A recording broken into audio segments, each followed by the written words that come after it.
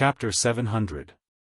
After the two division commanders came to a decision, they called the 3rd Regiment Commander, Spring Sun, over and passed on the order. Regiment Commander Spring, this performance will directly affect whether our supply route will be smooth in the future. It will directly affect the future plans of the 6th Young Master. This is extremely important. Are you confident that you can complete this mission? Chen Bo said as soon as he saw Spring Sunday Division Commander Wu Sheng's words were even more direct. Spring Sun, if you can complete this mission, then accept it. If not, then go back to your 3rd Regiment. I can't wait to do it myself. Hey, what are you two talking about? You can look down on me, Spring Sun, but you can't look down on the soldiers below. I don't mind making a military pledge here. If this battle can't be fought to our heart's content, if it can't go smoothly, if we can't show the might of our 3rd Regiment, then I won't be a regiment commander anymore. I'll just be a cook and take the blame for everyone. Spring Sun said excitedly, even throwing out the military pledge at the first moment. It was no wonder that Spring Sun was so excited. He originally thought that this battle had nothing to do with him. He knew that no matter if it was Division Commander Wu Sheng or Political Commissar Chen Bo, they were both battle-hungry people like him. Plus, they were the regiment commanders of the 1st and 2nd Regiment respectively. There shouldn't be any chance for him to perform in this battle. He didn't think that he, who had already given up hope, would be hit by this meat pie. He was extremely excited and overjoyed. In order to prevent the mission from being snatched by others, of course he would say whatever he could. With the military pledge, Spring Sun could be considered to have accepted this mission. Next, he called the 6 battalion commanders of the newly formed battalions in front of him. Naturally, he gave them another round of encouragement and bold words. The strength of these 6 battalions had greatly increased under the recent training, and they wanted to perform well in a real battle. Now that they had the chance, who wouldn't yell and pat their chest? Immediately, the 6 battalion commanders also made the military pledge. In less than a quarter of an hour, the 6 battalions were ready for battle. At this moment, Wu Sheng and Chen Bo had already led the rest of the Cold Blade warriors to retreat. They left the stage open and gave Chunyang and the other 6 battalions a chance to perform. Everyone, listen up. Each person only has a chance to fire 3 bullets. Regardless of whether they hit the target or not, they would charge together with their leader. Don't worry, everyone. Bring out the strength you've been training with. It's enough to deal with the enemy. Standing at the front of the group, Chunyang looked at the 6 square formations behind him and shouted in a heroic voice. Kill! Kill! Kill! Behind him, more than 2,000 people shouted in unison. This voice shook the 9 heavens, as if it could shatter the horizon. Above the city gate tower, Abdullah also witnessed the scene before him. When he recognized that the 6 battalions that the mercenaries had sent out were the weakest 6 battalions during the training, he couldn't help but widen his eyes and say, facing a powerful opponent with 3,000 cavalrymen, they sent out the weakest ones? And there were less than 3,000 of them? This mercenaries, where did they get their confidence from? It wasn't just Abdullah. Some of the other Kiliarchs and Baihu standing beside him were also confused. Someone whispered, this is clearly the mercenaries underestimating the enemy. If that's the case, we'll have a good show to watch. That's right. Your mercenaries may be strong, but if you underestimate the cavalrymen of the Baiming City Guard, you'll have to pay a heavy price. While the crowd on the city gate tower was still discussing, the 3,000 cavalrymen of the Baiming City Guard were getting closer and closer. Their speed was also gradually increasing. It was obvious that the enemy had no intention of stopping. Clearly, they wanted to use this speed to charge in front of the mercenaries and increase the charging force of their cavalrymen. From this point alone, it was clear that the Baiming City Guard had no lack of powerful people. In fact, the leader of this troop was the commandant of the Baiming City Guard, Yi Ligang. He was a major third-grade general and was one of the top 5 figures in the entire new, Ergon City Guard District. If it weren't for the existence of the Imperial Eunuch Supervisor and the Imperial Eunuch Guard, he would be the number 3 figure in the city. How could a person like him not have strength? How could a person like him not know how to lead troops into battle? Everyone, slowly increase your speed. When the two sides are 2 li apart, charge forward. We need to use our momentum to break the enemy's courage. We need to let the Duke of Loyalty know that mercenaries aren't the only ones who can fight. The cavalrymen of the Baiming City Guard are also unparalleled in the world.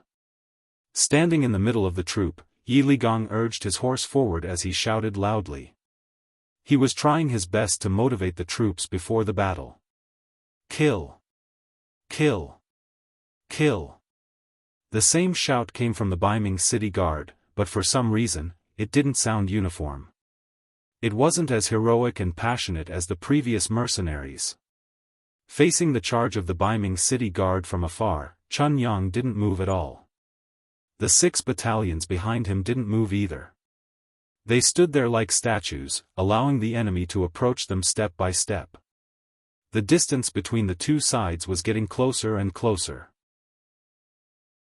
5 li, 4 li, 2 li, when they were 2 li apart, Chun Yang's eyes, which were as dark as the abyss, finally regained some spirit.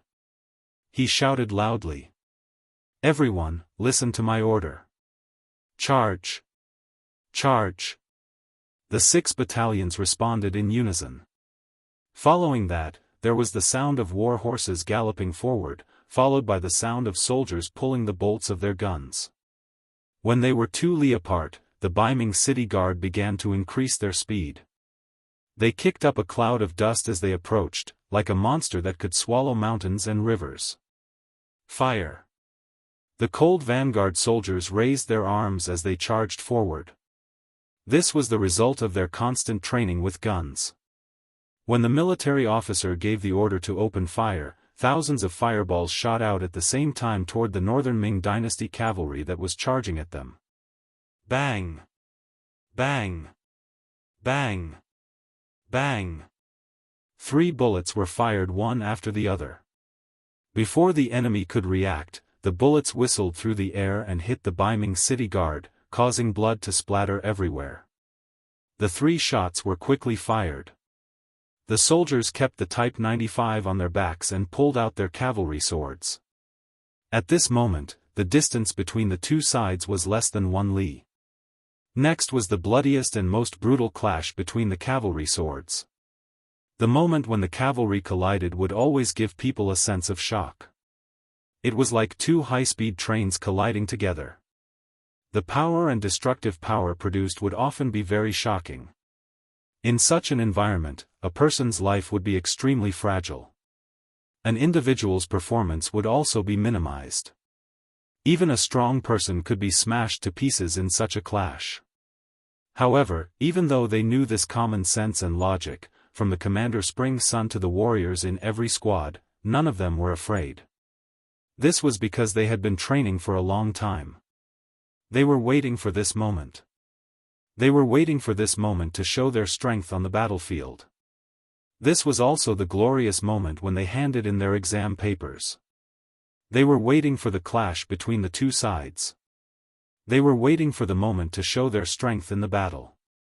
Some people were even ready to die in the clash. It might be painful, but it might also be very satisfying. After making all the preparations, the 6 battalions of the Cold Vanguard soldiers quickly approached the Baiming City Guard. Everyone's eyes were bloodthirsty. At this moment, no one took their lives seriously. There was only one thing in their mind, and that was to kill the enemy again and again.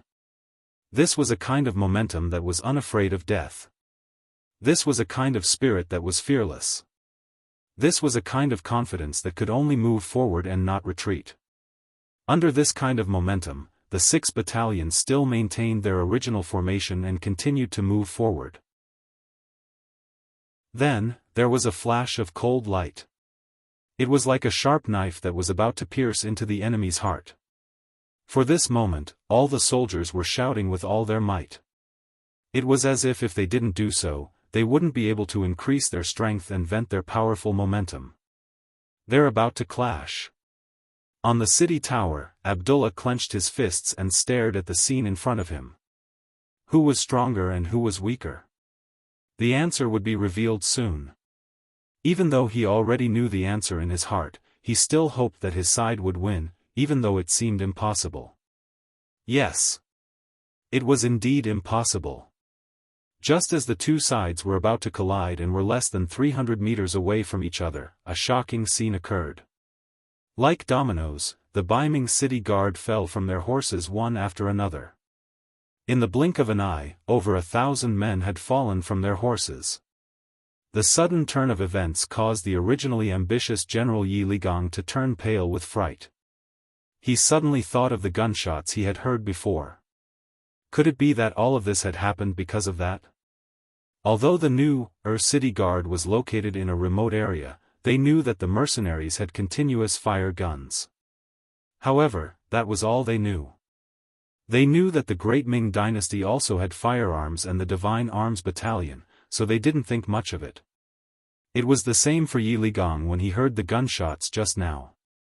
He had tried firing firearms on horseback before. When the horses were still, they were still somewhat accurate. However, once the horses moved, they would be firing randomly. The effectiveness of the firearms was very limited.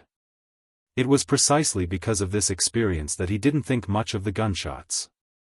However, he suddenly understood that his brothers who suddenly fell from their horses must have been hit by the firearms. But how could there be so many of them? Yes, there were too many of them. Nearly half of the 3,000 cavalrymen died before they could even get close to the enemy. However, this was not the most important thing. The most important thing was that the casualties were all soldiers, but the warhorses were fine. What did this mean? Chapter 701. This meant that the enemy's marksmanship was extremely accurate. Not a single shot hit the ground or hurt the horses. This was a terrifying outcome. If the enemy launched another wave of musket attacks like this, would there still be anyone alive around him? Even if he did, would he be able to survive? At this moment, Yi Ligang was terrified. He instinctively pulled on the reins. He wanted to see what would happen. He did not want to lose his life here. There were quite a few people who had the same thoughts as Yi Ligang. They intentionally slowed down and watched as some of their companions charged into the mercenary camp. Boom! Finally, the cavalry from both sides collided. Blood splattered everywhere.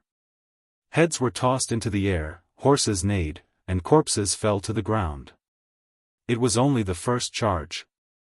Due to the difference in numbers, the difference in the number of strikes, and the absolute suppression of strength, hundreds of Baiming cavalry were cut down from their horses. They fell to the ground and became minced meat under the horses' hooves. Retreat! Retreat quickly! After this collision, the last bit of hope in Yi Ligang's heart had disappeared. Seeing his subordinates being chopped into minced meat the moment they entered the enemy's formation, he, who had already stopped his horse, turned around and fled without any hesitation or politeness. The main general suddenly turned around and fled with his bodyguards. Following that, more and more northern Ming cavalry also cursed and wanted to turn around and flee. However, it was not that easy to escape. Behind them, Chunyang had already led his cavalry and charged forward. Under their repeated attacks, Baiming cavalry were cut down one after another. When some of the northern Ming cavalrymen wanted to counterattack, they suddenly realized that their companions were no longer around. When he had to face the continuous attacks of more than a dozen cold vanguard cavalrymen, he could block one or two strikes, but could he block the third strike, the fourth strike, or even more? In the first place, the speed of the saber attacks was not as fast as a human's. After blocking a few attacks, the surrounded northern Ming cavalry were like sheep that had entered a wolf's den. They were instantly devoured, and not even their bones were left behind. Such a scene continued to happen on the battlefield. Wherever there was a surviving northern Ming cavalryman, there would be a dozen or even dozens of cold vanguard cavalrymen slaughtering him. As a result, the northern Ming cavalrymen were like small boats sailing in the sea, facing huge waves one after another. No one could survive, no one. Originally, it should have been an evenly matched cavalry charge, but it had turned into a completely one-sided situation. From the beginning to the end, only half an hour had passed. Other than Yi Ligang, who escaped with less than 50 bodyguards, the other 2,950 Baiming cavalry were all killed. Not a single captive was left. Not even a single wounded person was left. Of course, this was because Leng Feng wanted to establish his dominance, but at the same time, it was also because the 6 battalions were too eager to prove their worth. That was why they didn't hold back and killed with all their might, resulting in this outcome. Tabulate the battle results. Spring Sun was covered in blood. He had killed more than 4 Baiming cavalry. Although it wasn't as many as he had expected, he had no choice. He had killed too many people with his muskets. It was already good enough that he was able to get 4. Without any enemies, he began to tabulate the battle results. He wanted to see how many casualties he had suffered. 13 of my battalion died. 7 are wounded. 16 of my battalion are wounded. No wounded. 12 of my brothers died. 2 are wounded. 13 of my brothers died. No wounded. 7 of my battalion died. 4 are wounded. All of them are lightly wounded. My battalion, the battle results were quickly tabulated. Spring Sun nodded to show that he understood. He turned around and galloped towards Division Commander Wu Sheng and Political Commissar Chen Bo, reporting to Division Commander, Political Commissar. In this battle, 70 of our brothers died. 18 are wounded. We killed 2,950 enemies. No prisoners. When Spring Sun arrived in front of the 2 division commanders and reported the results of the battle, the 3 divisions couldn't help but burst into thunderous cheers. This result made Wu Sheng and Chen Bo very satisfied. There were always casualties in war. It didn't matter if you had the right time, the right place, or the right people. After all, accidents were everywhere. To be able to kill nearly 3,000 enemies with less than 100 casualties was already a miracle. Good, very good. We will remember this great achievement. Let's celebrate tonight. Division Commander Wu Sheng laughed loudly. At this moment, he knew that the quasi-cold vanguard of the 6 battalions had become a qualified cold vanguard brother after this bloody battle. The combat strength of the 3 divisions had also improved greatly after this battle. Oh, we won. The other cold vanguard warriors couldn't help but cheer and shout loudly when they heard the celebration. When these voices reached the city, Abdullah's face turned pale with fright. He still didn't know the final result of the battle. However, Baiming's cavalry had been defeated, and they had been defeated very quickly and thoroughly.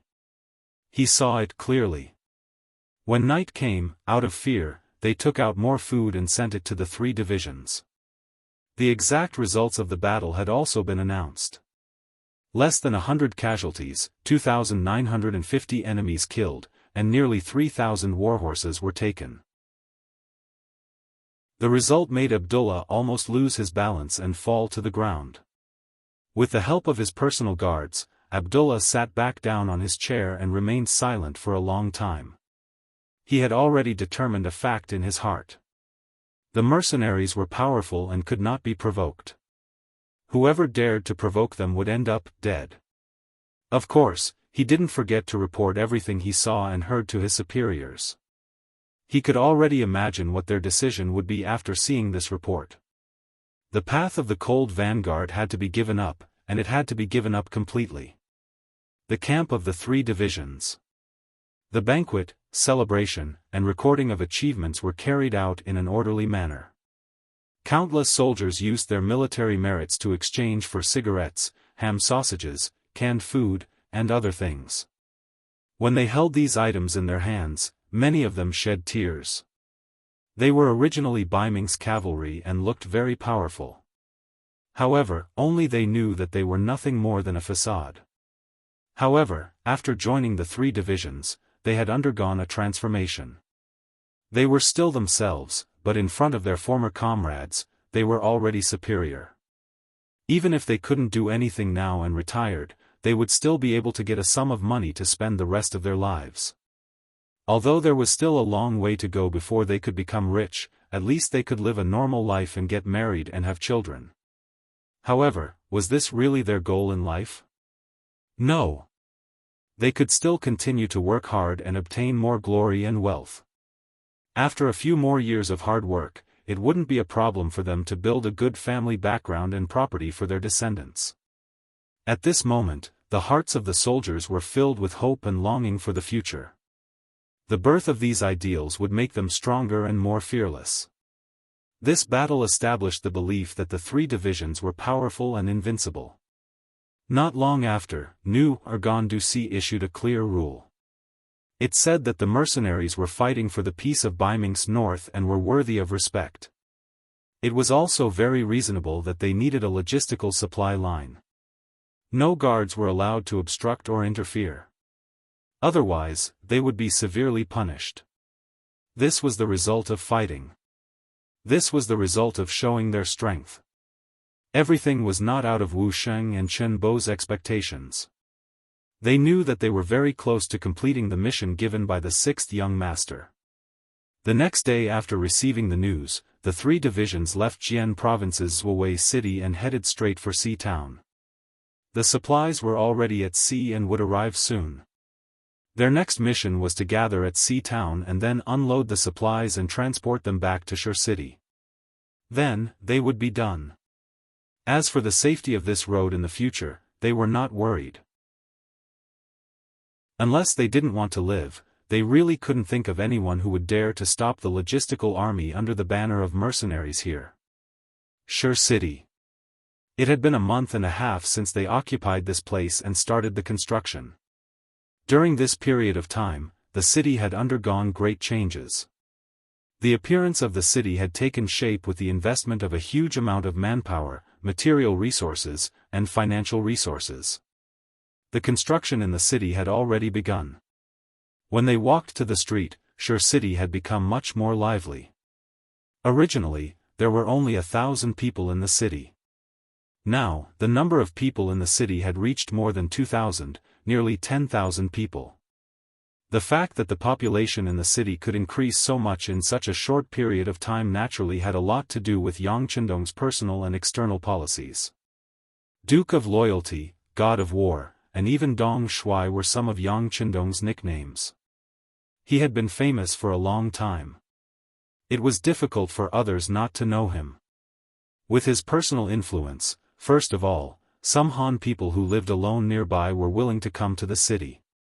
During this period of time, Su Yuncheng's reconnaissance battalion, in addition to monitoring the movements of the nearby Mongolian tribes, had another important task, which was to constantly convey the news of the policies towards the Han people. For example, the Duke of Loyalty was the savior of the Han people. As long as they were Han people and were willing to follow the rules, the Duke of Loyalty would help them, give them work, give them food, and let them live a better life.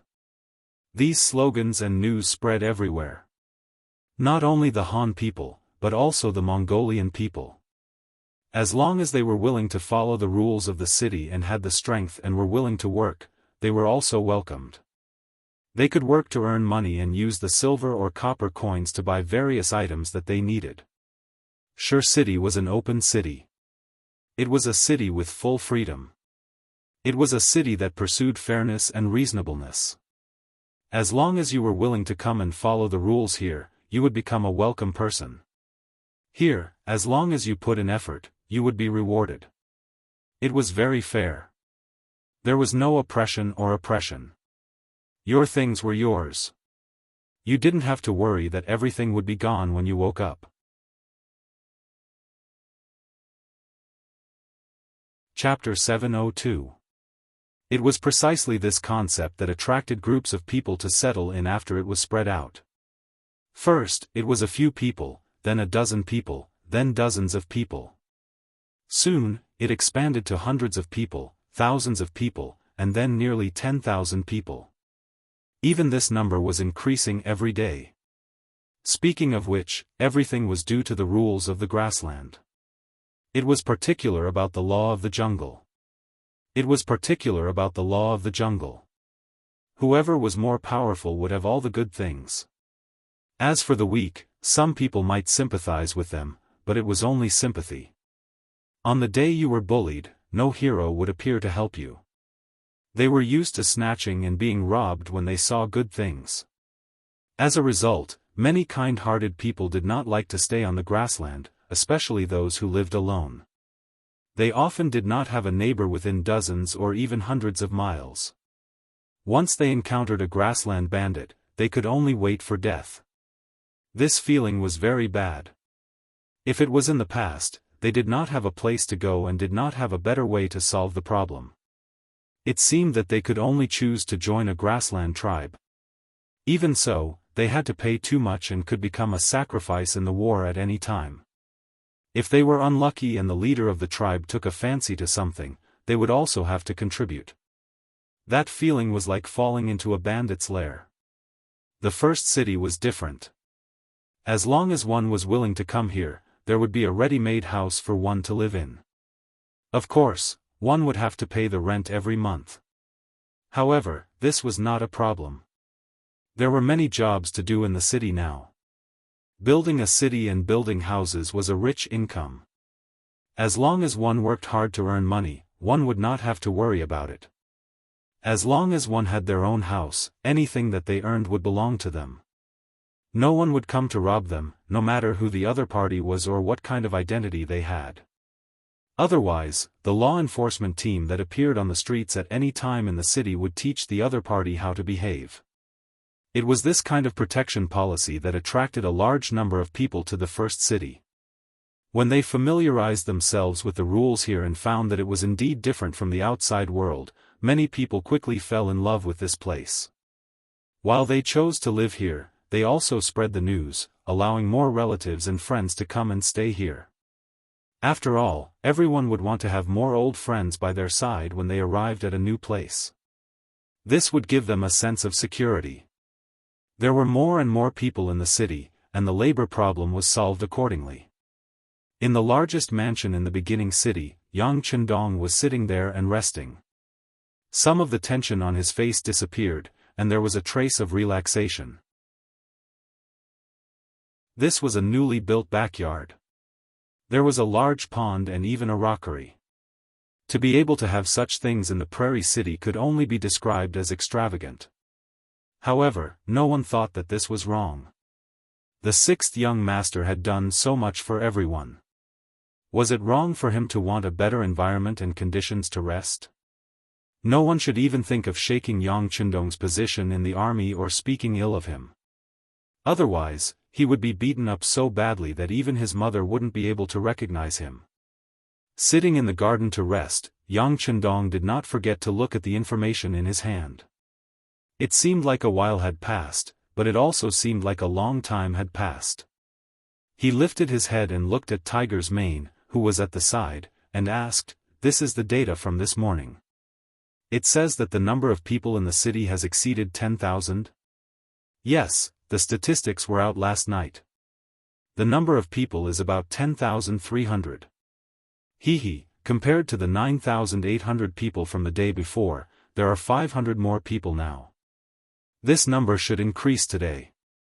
Young master, you're amazing." Tiger's mane could not help but give him a thumbs up when he mentioned this. When the city was first built, the city was so vast, and it was not that no one had discussed it before. They thought that this was a grassland after all, and it was different from the central plains. It was normal to not see a single family for dozens of miles. In such a place, building a city was originally a very extravagant thing, let alone building such a big city. Looking at the sixth young master's meaning, the beginning city could accommodate 500,000 people. This was indeed a very frightening number. Even the Mongolian tribes who had lived here for generations did not dare to think about it. They could not see that the sixth young master could do it. Some people even thought that this was the first time that the sixth young master had made a wrong judgment. The development of the facts was indeed not satisfactory at the beginning. Although the reconnaissance camp had released a lot of information, it was still very limited that it could attract people. In the first few days, they did not see anyone coming here, let alone living here. However, the situation slowly changed.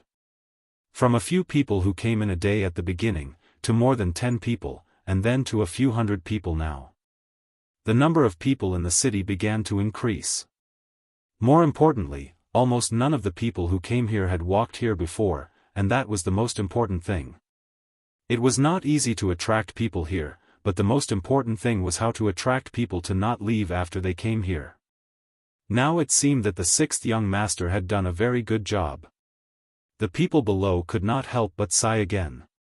The sixth young master was the sixth young master. His vision of things was not comparable to that of ordinary people. Tiger's Mane naturally had never questioned Yang Chendong. On the contrary, he had a kind of blind worship. In his opinion, as long as it was the sixth young master's words, it must be the truth. As long as it was the sixth young master's words, it must be incomparably correct. However, he could not stop the people below him from talking. Now that he had used facts to slap some people in the face, he naturally felt honored and happy.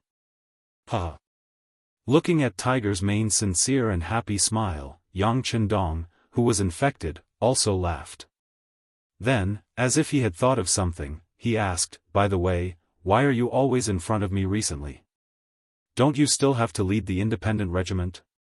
I have Yang Heir here. If you have something to do, you can do it yourself." "Young master, the independent regiment's combat power has improved a lot. Now, when we have nothing to do, we will compete with the Jurchen cavalry regiment. Although we can't win, if we can use firearms, I guarantee that we can destroy the other party in minutes. Besides, with Deputy Regiment Commander Xin Honghai watching over there, I am very relieved." Tiger's Mane was reserved and smiled proudly. Is the independent regiment that powerful?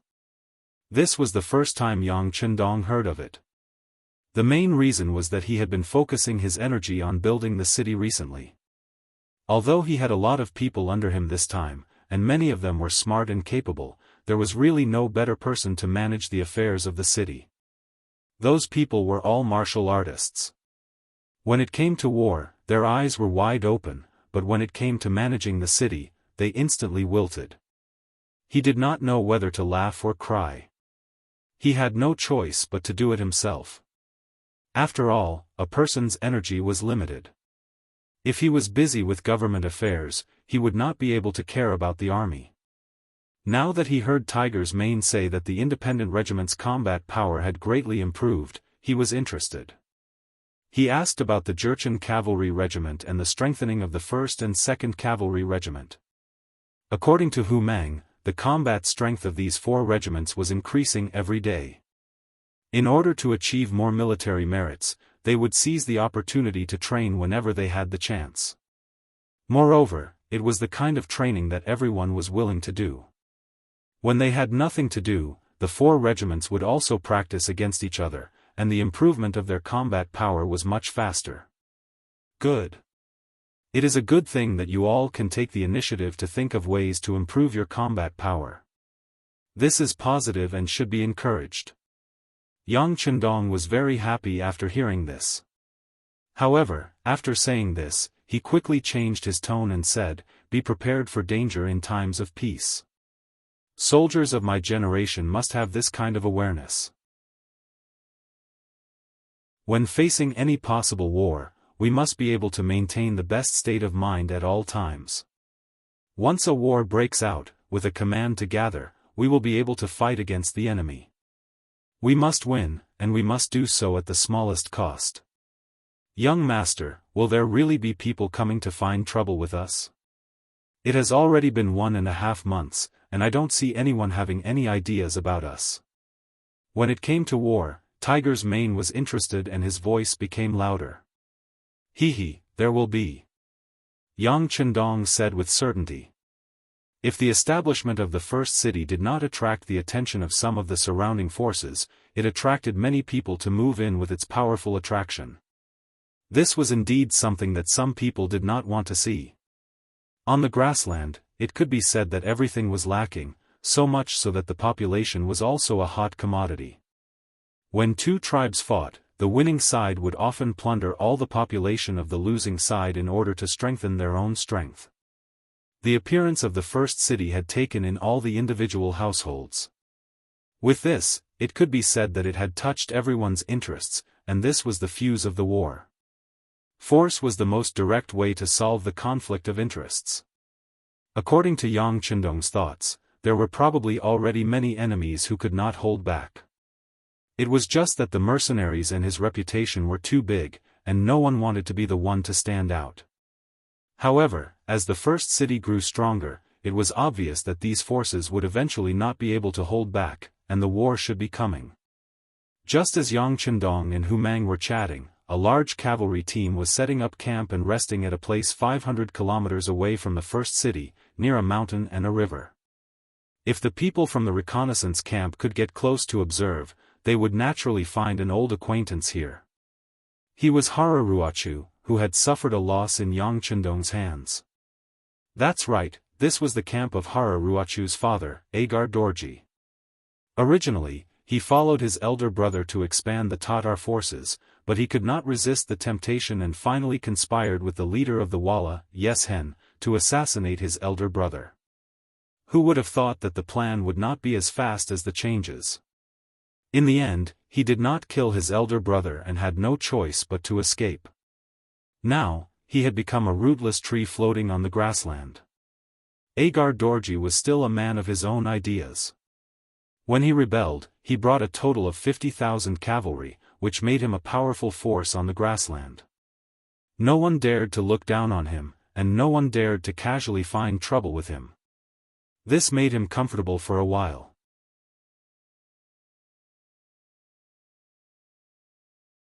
Chapter 703. However, the daily food and drinks of the 50,000 cavalrymen was not a small expense. Although he had received some benefits from Yeshen, it would eventually run out. If one did not consider the future, there would be immediate worries. Now, Agar Dorji urgently needed a foothold and income. Otherwise, the 50,000 cavalrymen would leave him sooner or later. In order to find a suitable place, he had thought of forming an alliance with the Gobi Mongol Empire. He wanted to let his son marry Princess Tuoya and strengthen the relationship between the two sides through marriage. Unfortunately, his son Hararuo was too ugly. He was so ugly that Tuoya did not like him at all. In addition, Sudor Khan was not very courageous and was afraid that he would swallow up the other side, so the marriage did not happen. Not only that, but because of the battle with the 5-star army, he lost 5,000 cavalrymen and a general like Lumak. For this matter, Agar Dorji scolded his son and even gave him 2 horsewhips as punishment. Then, he naturally thought of finding trouble with the 5-star army. Since they beat him, they should be prepared to be beaten back. But he never thought that the 5-star army would suddenly become a mercenary army. This made Agar Dorji think of giving up. The reputation of a mercenary army and a war god was too big. In the grasslands, Yeshen's strength was obviously the strongest. Especially since he had done business with Baiming a while ago, who knew how many rare goods were shipped to the grasslands through his hands. These goods had become sought-after goods in the eyes of the grasslands nobles. He had made a lot of money. With money, there was naturally a greater opportunity to increase his strength. It could only be said that Yeshen was stronger than before. He even had a faint sense of superiority. His strength made Yeshen somewhat dizzy. He actually wanted to find trouble with Baiming again, wanting to use the war to plunder and strengthen himself. After all, he had worked with Yeshen before and their relationship was not bad. Agar Dorji had asked for Yeshen's opinion on the matter of the origin city. However, the seemingly fearless Yeshen actually gave him a piece of advice, which was that it was best not to provoke the war god because it was not something that humans could defeat. Yeshen's words were decisive. When Agar Dorji first heard it, he did hesitate. But now, he seemed to have no choice. The army's provisions would be exhausted in a month at most. If he could not find more food or a foothold during this time, there might be a mutiny in the army. If that happened, where would he go? Big brother Tuachuobuhua had probably sent people to keep an eye on him. At that time, would he take the opportunity to deal with him? Then there was Yeshen. Although their relationship seemed to be good now, in fact, the other party couldn't wait to devour him. If it were not for the fact that he still had 45,000 cavalrymen in his hands, the other party would have taken action long ago. This could be seen from the fact that he wanted to borrow food from the other party but was rejected with all kinds of excuses. There was a wolf in front and a tiger behind. This was the true portrayal of Agar Dorji's current situation. Reality also forced him to set his sights on the origin city. The scouts he sent out had already gathered enough information. There were mercenaries and a lot of silver in the origin city. It was said that the Han people and Mongols who worked there could earn a lot of silver every day. How much money does this Duke of Loyalty have? Agar Dorji often could not help but think, and the greed in his heart grew stronger and stronger. Someone once said that when the benefits reached 10 times, it was enough to make many people forget about life and death and take risks. If the benefits could reach 100 times, many people would be willing to do it even if they knew that they might die. Now, Agar Dorji was blinded by the benefits.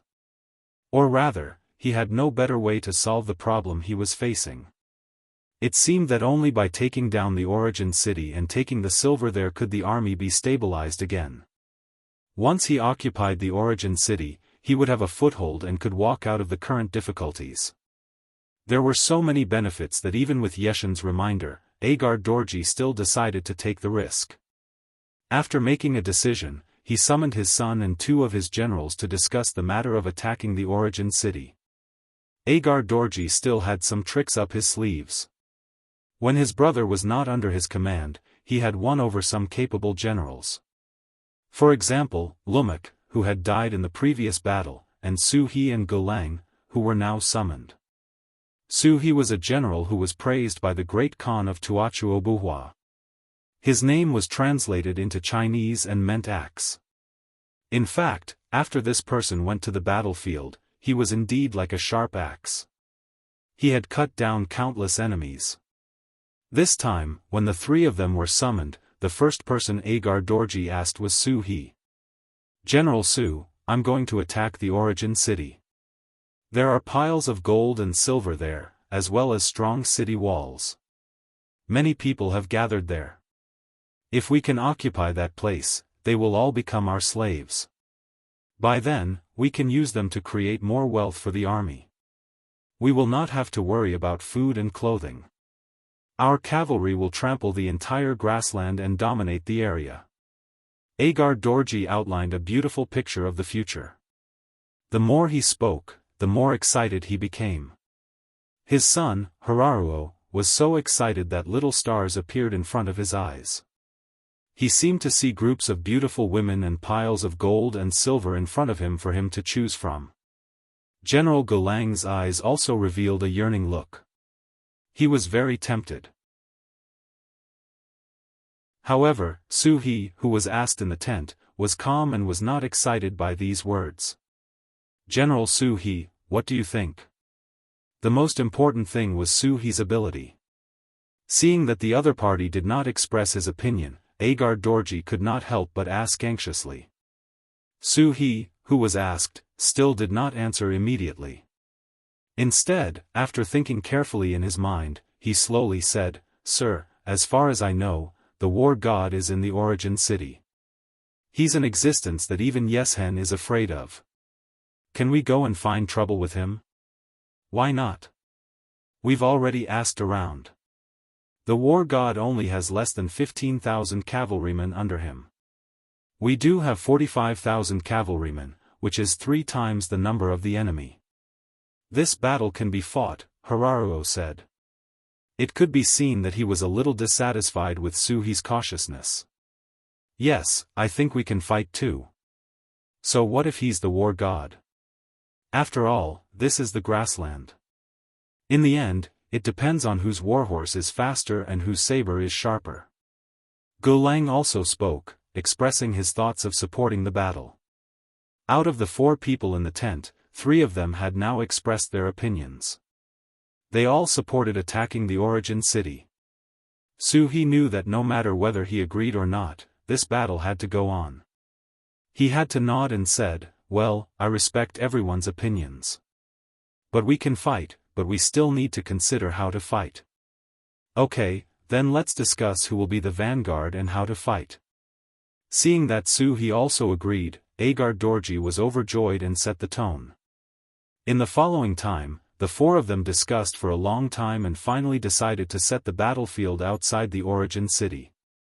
After all, they were all cavalrymen, and siege warfare was not their forte.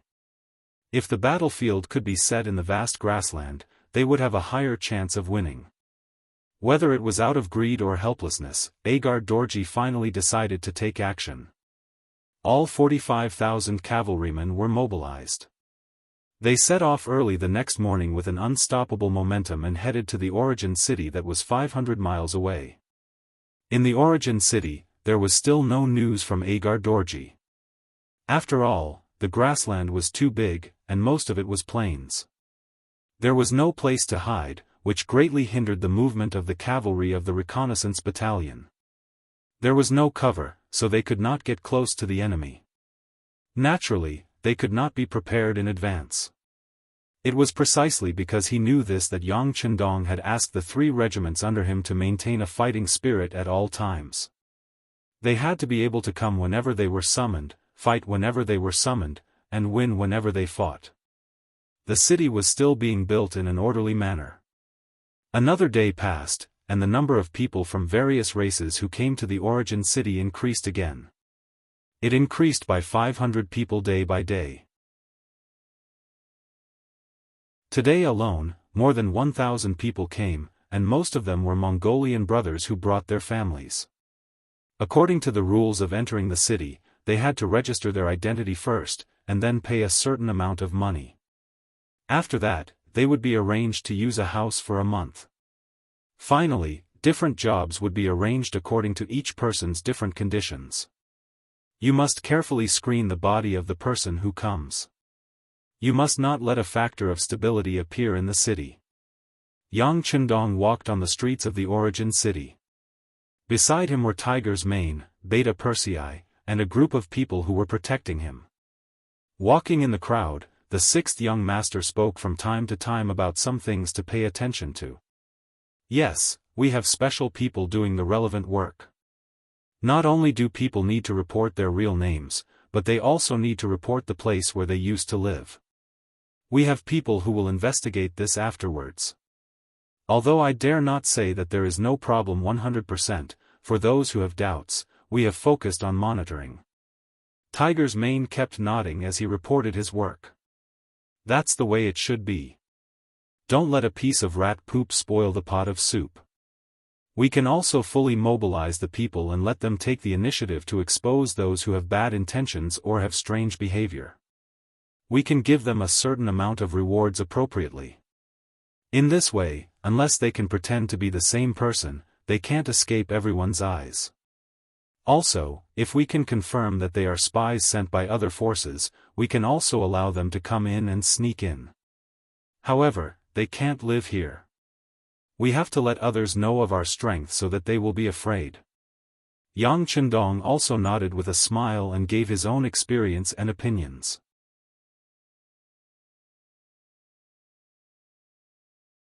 Chapter 704. Young Master, this is a good order. I'll send someone to pass it on right away. Tiger's Mane's eyes lit up and he remembered this suggestion in his heart. Yang Chendong, who was flattered again, chuckled. But before he could continue to say anything, the commander of the reconnaissance battalion, Su Yunsheng, rode a horse and rushed over from the other side of the street.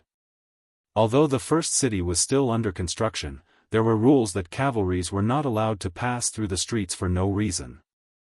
However, some people were always exceptions, such as the cavalries who had received military orders and the brothers of the reconnaissance battalion. The soldiers of the reconnaissance battalion were in contact with the front line of the battlefield intelligence. In order to spread the news at the first possible moment, they naturally had some privileges. Su Yunsheng came riding a horse. This originally indicated that something big must have happened. Everyone stood firm and stopped. The guards even faintly formed a semicircle, closely protecting Yang Chendong. This had already become a habit.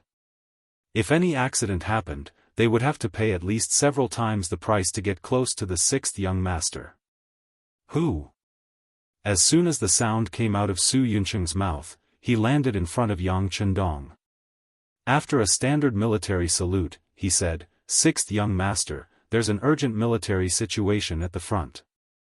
Inform all the senior officers of the regiments and battalions to have a meeting in the war room." Yang Chendong also became a lot more serious and said with a slightly serious voice. In the newly built spacious conference room in the first city, in just half an hour, the main cadres of the 4 regiments in the city were gathered here. Looking from afar, a group of military officers could be seen flashing in and out of their seats.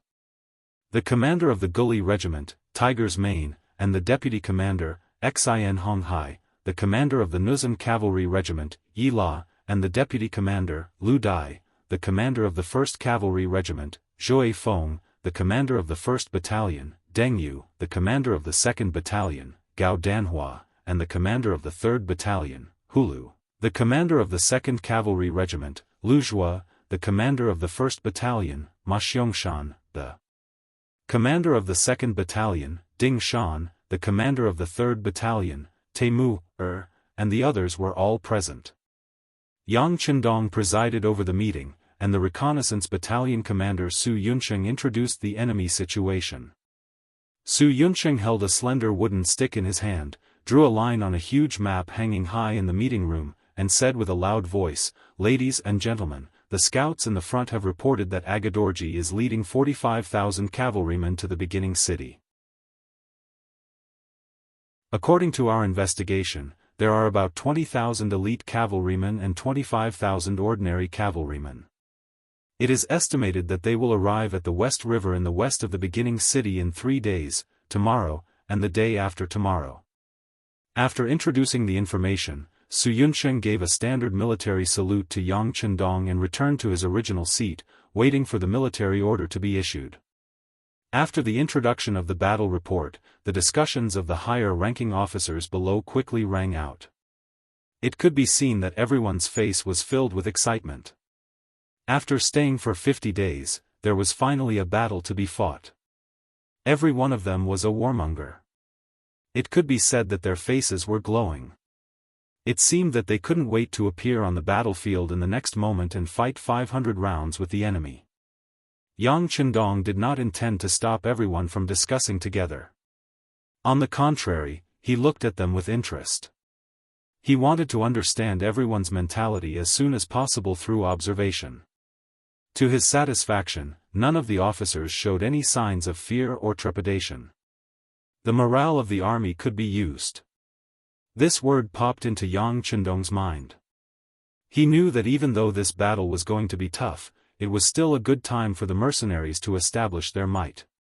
Well, since no one has any objections, then this young master will make the decision. Fight. Does anyone have any questions? No. Sure enough, the voices below were extremely unified. One by one, they opened their mouths and shouted. No one objected. Yang Chendong also stood up and led everyone to the three-dimensional sand table at the side. After that, Yang Chendong, who was waving the stick in his hand, kept waving it. The north side of the beginning city is the north slope. It is easy to defend and difficult to attack. We can make a fuss about it. The west side of the West River has just had a heavy rain 2 days ago. The river is rising rapidly, which can be used to stop the enemy's frontal attack. We can also make a fuss about it. The south side of the South Forest is suitable for hiding the army. This time, the number of the enemy's cavalry is 3 times more than ours. It is absolutely impossible to fight head-on. Even if we can defeat the enemy, it will be a Pyrrhic victory in the end. This is our first real battle in the grasslands. We must win, not lose. That's why I ask all the officers and soldiers not to underestimate the enemy. We need everyone to be cautious, kill the enemy bravely on the battlefield, and make a name for ourselves. After training for such a long time, it is finally time for us to perform. Now, I order. Swoosh. All the officers above the battalion level straightened their bodies and fixed their eyes on Yang Chendong. Each of them puffed out their chests and expressed their most confident side perfectly.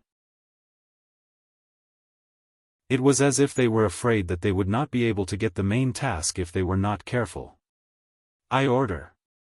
Yang Chendong's mouth kept making sounds. He arranged the military orders one by one. The officers who received the orders nodded their heads. A large net was spread out with the beginning city as the center. Nearly 50,000 cavalrymen under Agedorji came and rode on the vast grassland.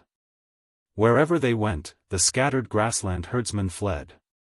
Some of them even had to abandon their sheep pens in order to escape. Along the way, the army had robbed thousands of sheep and horses. Slaughter, slaughter them all. Pass down the order to make a good meal for the warriors to satisfy their hunger. After we take down the beginning city, I will celebrate with everyone. Agedorji ordered in a tone that was used to win over the people's hearts. Then, he turned to look at Su He and his son, Hilario, and asked, "The vanguard led by General Glenn should be arriving at the beginning city soon, right?" "Yes, according to the schedule, he should have arrived at the West River.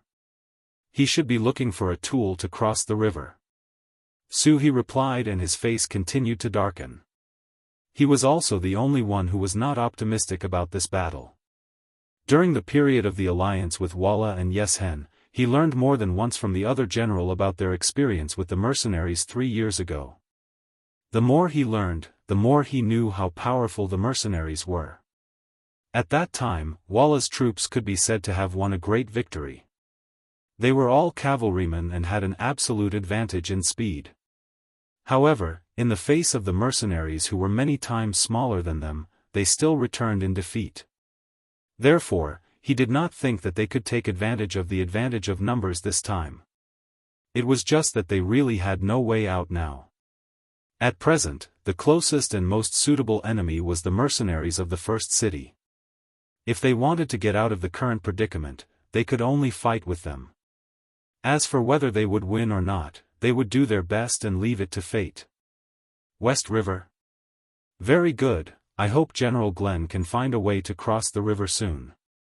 In this way, our army can go straight in and kill our way to the beginning city. By the way, I also heard that there is still a section of the outer wall in the beginning city that has not been completely built. Our cavalry can kill our way into the city from there. At that time, everything in the city will be ours. Ha ha ha. Agedorji laughed wildly on his horse as if he had already won at this moment. It was as if the mercenaries were at his mercy. The reason why Agedorji was so confident was that the number of his cavalrymen was 3 times that of the other party. He thought in his heart that even if the other party had continuous fire guns, as long as they set up a formation, with the advantage of the cavalry's speed and number, how many people could the other party kill in a short time? Once the other party charged together, it would be the time for them to kill the other party. At that time, the advantage of the cavalry would be maximized and the victory would still belong to them. There was another point that Agedorji did not mention, and that was that he actually looked down on the Han people. Even if this Han was the loyal duke of the great Ming dynasty and was known as the god of war, it was still the same. Everyone knew that the people of the grassland ate meat. They killed cows and wolves and were ferocious. Since ancient times, the Han people took farming as their duty. They were loyal and honest and were vegetarians. It was difficult for them to be opponents of the grassland people.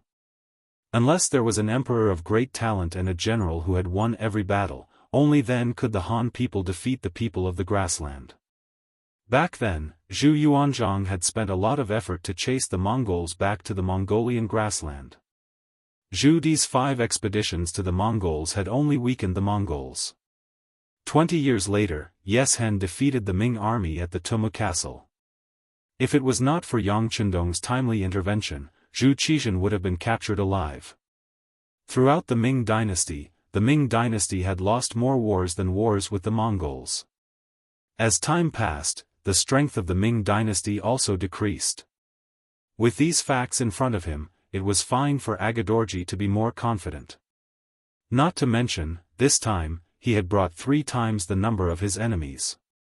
However, he did not know that if he exaggerated his advantage and looked down on the other party, it would only cause him to lose even more miserably. It would only cause him to enter a state of no return. This was because he did not take into account the firearms in the hands of the mercenaries. In the cold weapons era, the Mongol cavalry were invincible and conquered the world. Even the Russians were slaves to the Mongols. The Golden Horde had ruled Russia for nearly 300 years. Every time the Russian nobles knelt before the Mongols would burn, kill, and plunder in Russia and commit all kinds of crimes. The Russians were angry, but they did not dare to speak out. The stars changed, and the era changed. The Western world entered the era of hot weapons. Guns and cannons were really strong, and a single cannon could kill a large number of cavalry. At the end of the Ming Dynasty, Yuan Chonghuan used cannons to kill Nurhasai. The 8 Banners' disciples were like scarecrows in front of Yuan Chonghuan. During the Crow War, the British army only had a few thousand men and defeated the Qing army of over 1 million. At that time, tens of thousands of Mongol elites led by Greem Chin attacked the British army of a few hundred. What happened? The Mongol cavalry was wiped out, and the British army only lost a few people. In the face of modernity, the Mongols were just a joke. When the Russians were in Vasilyevic, they learned from the West and used guns to conquer Siberia. How could those with knives be a match for those with guns? A few hundred Russians wiped out all the Mongols in Siberia. From then on, Russia became a huge empire that spanned across Asia and Europe. The Qing dynasty ruined the country for 300 years, and when China needed strength the most, it weakened.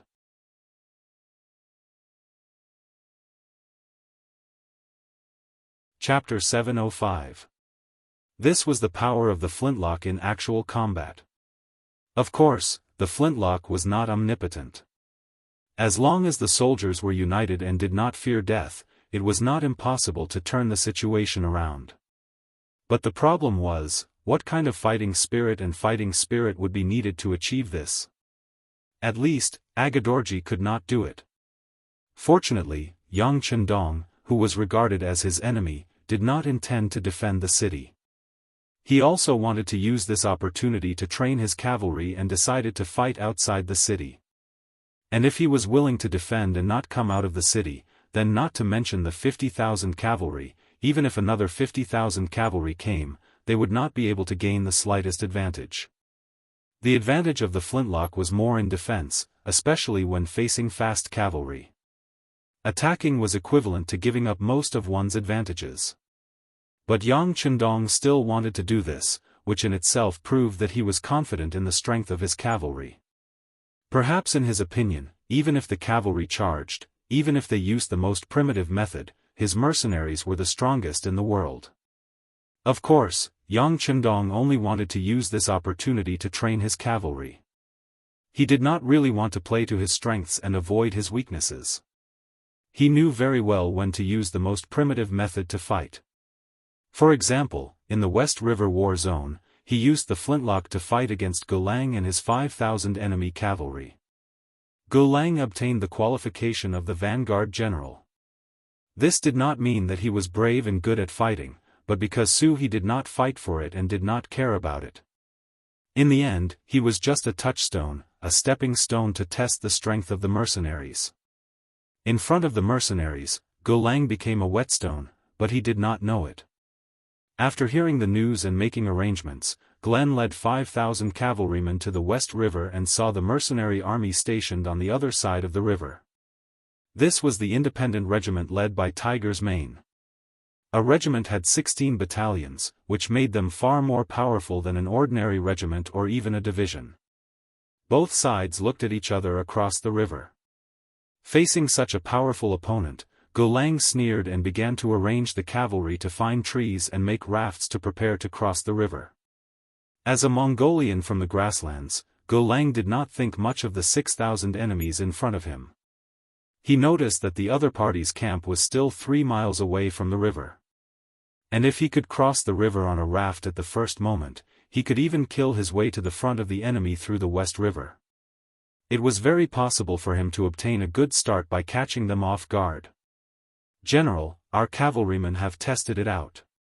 There are 2 sections where the riverbed is relatively high, and the water flow isn't that strong.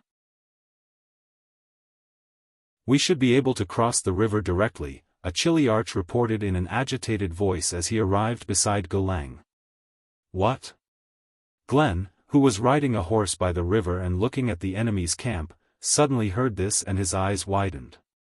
"General, I've already found a suitable place to cross the river. As long as we execute it well, we might be able to catch them off guard," the Chiliarch continued in an excited manner. Gulang also became more agitated. His body even trembled slightly. "Is what you said true? The riverbed is really not high, and warhorses can gallop freely?" "Yes, some of our brothers have lived here since young. I heard them say that when they were young, they tried to cross the river on horseback. They know where the riverbed is higher and suitable for cavalrymen. Just now, they intentionally tried it and found that there were no changes. It seems that this secret is only known by the locals. The mercenaries have just arrived and are oppressing the people of the grasslands. It is reasonable that they do not know about this." This time, not only did the Chiliarch reveal the source of the information, he also helped to analyze the weaknesses of the mercenaries.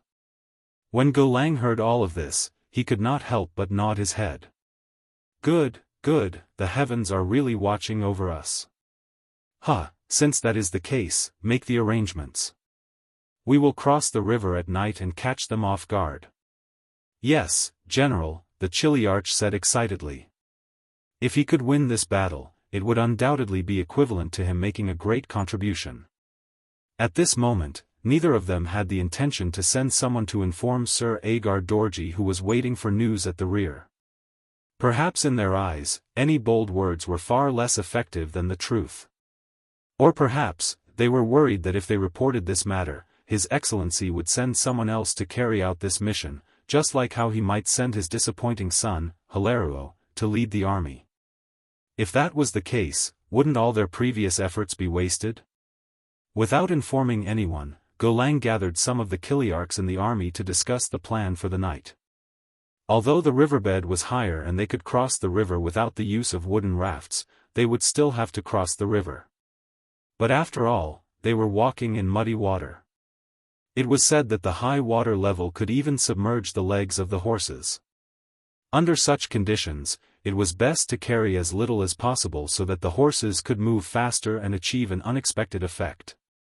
Pass down the order. Except for the necessary sabers, throw everything else on this side of the river. When we attack the beginning city, we will have all kinds of good things. Why would we care about throwing away these things? Gulang made a decision in a very generous manner. Facing this decision, no one refuted it.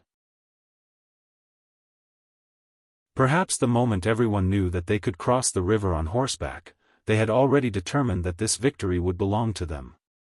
However, if they had heard the historical story of the drowning of the 7 armies, they would not be so optimistic. In the independent regiment's barracks 3 miles away from the shore of the West River, Regiment Commander Tiger Mane was imitating the young master and staring at a simple sand table in front of him. In front of him stood a battalion commander who was reporting the enemy's movements. "Commander, as expected, the other party didn't go looking for a wooden raft. Instead, they set up camp and started cooking. It seems that they have fallen into our trap. When the battalion commander said this, he was a little agitated and his eyes were a little bright. Humph. Of course, they will fall into a trap. This is the plan that the young master came up with, Tiger Mane said confidently. Then, he seemed to be worried and asked, have the upper echelons of the West River made any arrangements? As soon as the signal flare rises into the sky, they must open the floodgates and release the water. Regiment Commander, please rest assured. Deputy Regiment Commander Xian Honghai is carrying out the mission over there. There will be no problem. That's good. Tell the soldiers to get some rest and prepare to catch the fish at night. Once again, Hu Meng's eyes revealed a strong sense of confidence. In his eyes, the 5,000 cavalrymen were already fish in the net and food on the plate. Both sides had their own arrangements and were waiting for the sky to turn dark. At the end of July, the days were long and the nights were short. The sky also turned dark late. It was not until 9 o'clock at night that the sky turned completely dark. Finally, Golang's side began to move. Under the cover of the night, Golang's cavalrymen began to divide into two groups and entered the West River. Following the route that they had chosen beforehand, the cavalrymen entered the water one by one like dumplings. The sound of splashing could be heard endlessly. Be careful. Don't alert the enemy. Also, don't light any torches. Don't let others discover our movements. Some of the centurions reprimanded the cavalrymen in a low voice. Then, they entered the river with a cautious look. Their movements were indeed very careful. Little did they know that there was a type of telescope called the night vision device that had already seen their every move. These pitiful cavalrymen still thought that what they were doing was undetectable. As a matter of fact, every step was seen clearly by the other party. Regiment Commander, the enemy has begun to move, a soldier whispered to Tiger Mane beside a mound of dirt. As the regiment commander of an independent regiment, how could Tiger Mane be at ease if he did not see such a big event with his own eyes? Therefore, he personally came this time and saw the enemy cavalryman enter the river with his own eyes.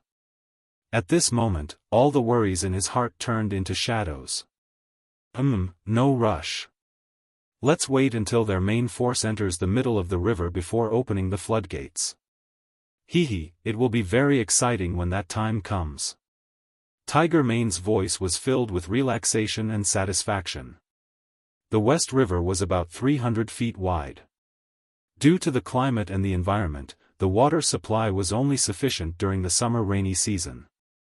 However, the distance of nearly 100 meters in the water was enough for them to walk for a while. In order to achieve the goal of catching the enemy off guard, Golang did not make any moves. Glenn didn't have any intention of probing and decided to send his entire army in. After calculating the exact location of the two higher riverbeds, he sent all of his cavalrymen forward. It could be seen that this time, he was determined to break through to the other side of the river and deal a heavy blow to the mercenaries there. More and more cavalrymen entered the river. If one looked carefully, it seemed that everything was going smoothly. Although the deepest part of the river was already below the hooves of the war horses, the people were still fine. Since they were already prepared, the cavalrymen all held their riding boots in their hands. Even if their feet were a little wet, it did not affect them much. The first cavalrymen were already less than 20 meters away from the shore. The river began to lower again, and the army behind continued to press forward. Finally, when the first cavalryman had already leaped onto the shore, the rest of the cavalrymen entered the river. Even General Golang himself entered the river under the protection of a few soldiers. Fire the signal flare. Seeing that all the enemies had entered the trap, Tiger Mane, who was hiding on the other side of the river, finally gave the order to attack. A soldier of the independent regiment beside him immediately took out the signal flare that he had prepared beforehand and fired it into the dark sky. Bang! A loud gunshot broke the silence of the night. It also broke the shackles of darkness in the dark night. What replaced it was a bright light that flashed in mid-air, as sudden and bright as the appearance of a meteor.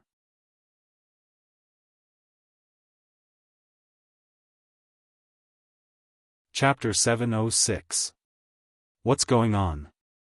Out of instinct, all the cavalrymen in the river and on the shore couldn't help but look up. They couldn't understand why such a bright white light would suddenly appear in the darkness. What was going on? Could it be that the gods had manifested? The white light slowly flew up to the sky, but when it reached a certain height, it finally started to fall slowly. It was really like a meteor, falling in mid-air. Then, the land returned to darkness. Although the white light wasn't there, for some reason, everyone had a bad feeling in their hearts. Naturally, they didn't know that this was a signal flare. This meant that the mercenaries were about to launch an all-out attack. However, their intuition told them that this sudden appearance wasn't a good sign. Once the bad feeling appeared, it was quickly confirmed. First, there was a slightly anxious but indescribable sound that resounded in their ears. The sound was very soft at the beginning, but it became very clear later on. It became louder and louder until it couldn't be stopped. Not good. There were some people in the crowd who knew how to swim and had lived by the river since they were young.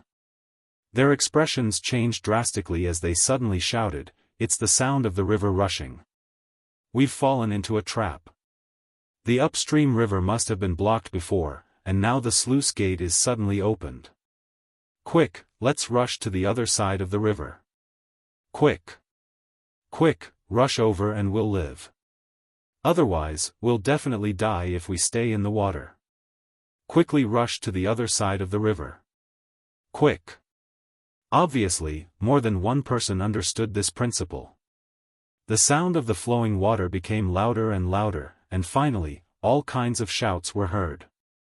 However, because there were too many people shouting, they couldn't hear clearly. Those who understood naturally urged their horses forward with all their might. Those who couldn't hear clearly were still stunned. They looked around blankly, as if they were still waiting for an explanation. Hua! Hua! Hua! The sound of the flowing water was finally getting closer. The most direct reaction was that the water that could only submerge the hooves of the war horses suddenly reached the waist of the war horses. Then, it submerged the entire war horses. Even the cavalrymen on the war horses tilted and fell into the river with a splash. Such a scene happened more and more. Many soldiers who couldn't react in time fell into the river in fear. In such a turbulent river in the middle of the night, even some of the soldiers who were good at swimming would not be spared. Not to mention that many of the cavalrymen's feet were still attached to the stirrups of their horses, greatly hindering their movements.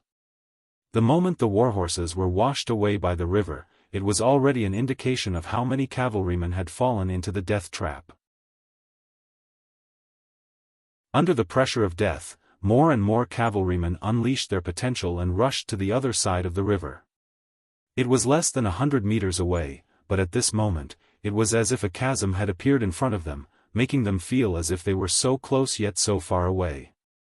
Even the cavalrymen who were lucky enough to reach the shore weren't safe. On the contrary, after they had exhausted all their strength to reach the other side, what awaited them was a series of arrows that rained down on them. Under such an indiscriminate barrage of arrows, it was difficult for anyone to truly survive. A few lucky people rode on their warhorses and broke through the rain. Just as they were about to reach the soldiers of the independent regiment who had been waiting for them, hundreds of loaded muskets were waiting for them. They were waiting for the scene of their bodies turning into a hornet's nest. Glenn's luck wasn't bad. He had just entered the river when he realized that the situation wasn't right. Under the protection of a few bodyguards, he retreated. He was one of the lucky ones among the 5,000. When the river suddenly rose under artificial control, his face turned pale and he kept repeating, "It's over, it's over, it's all over." Out of the 5,000 cavalrymen, only he and his 8 bodyguards managed to escape. The other brothers either died in the water or under the strong bows and muskets of the mercenaries. From the beginning to the end, they didn't even see the enemy's figure clearly. From the beginning to the end, they didn't even have the chance to brandish their sabers and fight with the enemy. 5,000 cavalrymen were finished just like that. "General, let's retreat quickly. It won't be long before the enemy arrives on the wooden raft." "It'll be difficult to retreat then," the 8 bodyguards said with ugly expressions. The scene before them also made them feel a lingering fear. However, they couldn't think too much about it. Leaving this place as soon as possible was the most important thing. "All right, retreat, retreat." Translator, WQL Editor, Alim. Although Glenn was very reluctant and even wanted to take another look, he knew that there was no need for the 9 of them to stay here any longer. It was better to report the situation truthfully. When the time came, he could accept his fate. Glenn escaped. Not long after he left with his 8 bodyguards, the deputy commander of the independent regiment, Xin Honghai, arrived with a battalion of 400 cavalrymen. They first opened the sluice and released the water. Then, they rushed upstream to the shallowest side of the river. They didn't find a single enemy cavalryman. Instead, they saw all sorts of supplies thrown on the ground. Among them were many sabers, scabbards, quivers, and other combat equipment. These were the supplies that Glenn and the others had temporarily thrown down to reduce their weight. We didn't come here for nothing. Pick up all these things and bring them back." Xin Honghai laughed loudly. The battle was nearing its end. After the investigation, other than Glenn, who took 8 bodyguards with him when he escaped, the other 4,991 cavalrymen were mostly dead. Among them, about 600 people rushed to the other side of the river, but all of them died under the arrows and bullets. As for the other 4,000 people, at least half of them became water ghosts in the West River. They couldn't be more dead than they were. Only a few lucky ones who were good at swimming managed to escape. Sigh, if it wasn't for the urgency of the situation and the enemy's main forces arriving tomorrow, I really couldn't bear to see so many warhorses get washed away. What a pity. The commander of the independent regiment, Tiger's Mane, was still lamenting. In the end, he waved his hand and said, "Clean up the battlefield. Throw the enemy's corpses into the holes we dug long ago. Chop off their heads and make them into statues. Bring the warhorses back to the city. Hurry up and deal with everything." The moment Yang Chendong set up the plan to drown the enemy, the fate of the 5,000 cavalrymen seemed to have been decided. They didn't know that Yang Chendong was the best at dealing with the people. One of the things he often did was to understand the customs and habits of the people when he arrived at a place. How could he not know the structure of the bottom of the West River? This time, he intentionally intercepted the flow of the river in advance to create an illusion that the enemy could cross the river. The facts also proved that the enemy was fooled and they had to pay the price in blood and lives. Tiger's Mane led the independent regiment to successfully finish the first battle. They killed 5,000 enemies without losing a single person and seized countless war supplies. When they entered the city at dawn, they were treated like heroes who had returned. The people in the beginning city spontaneously came to both sides of the streets to celebrate and cheer. They already knew that Agadorji was going to bring 50,000 cavalrymen to attack the beginning city. The grassland people who knew this person were naturally afraid. They didn't think that this person's arrival would bring them any good luck. They were worried about whether the mercenaries could successfully defend the city and continue the beautiful life that had just begun. Now that they had such a beautiful opening battle with the independent regiment, they could finally put down their worries a little. On the streets of the beginning city, in front of more than 10,000 people, Yang Chendong personally came out to welcome them. He also ordered people to bring 5 carriages of gold and silver treasures. These were all rewards for the soldiers of the independent regiment who had performed meritorious deeds. Yang Chendong also announced on the streets that no matter who it was, no matter what race they were, as long as they sincerely joined the mercenaries and performed well on the battlefield, they would be rewarded. They would have the possibility of being promoted and becoming a general to bring honor to their ancestors. Facts spoke louder than words. When the 5 carriages of shining gold and silver were placed on the streets and given to the officers of the independent regiment in front of everyone, the surrounding 10,000 people were deeply stimulated. Among them, there were some warriors who had participated in tribal wars or fought against the grassland bandits for their own safety. However, because there was no one to report to, because there were too many concerns, because they didn't receive rewards for their meritorious deeds, and so on, they chose to leave their original army and become ordinary people again. However, they were still grassland warriors in their bones. They didn't join the army and didn't join any side. It wasn't that they didn't dare to do it or didn't want to do it. It was because they didn't want to. It was because they didn't think that the people they should work for had appeared, or they felt that their efforts couldn't be proportional to what they received. But now, young Chendong gave them a vivid lesson, letting them know that there was such an army in the world. As long as they performed meritorious deeds, they would receive sufficient rewards. Now, they only had to consider whether their own abilities were enough. Do you still want people? Finally, some people in the crowd who were unwilling and moved asked a question that many people wanted to ask. That depends on the situation. Just go to the recruitment office in the city and ask. Beta Persei's loud voice came in handy. He, who had long received Yang Chendong's instructions, took the initiative to speak loudly at this moment. His voice quickly spread among the people. It didn't take long for everyone to know about this matter. Some people were also eager to give it a try. They wanted to wait for the war to end.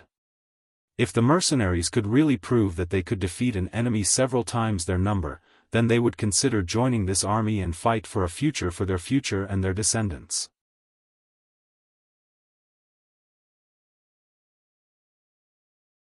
Chapter 707. Yang Chendong saw all of this.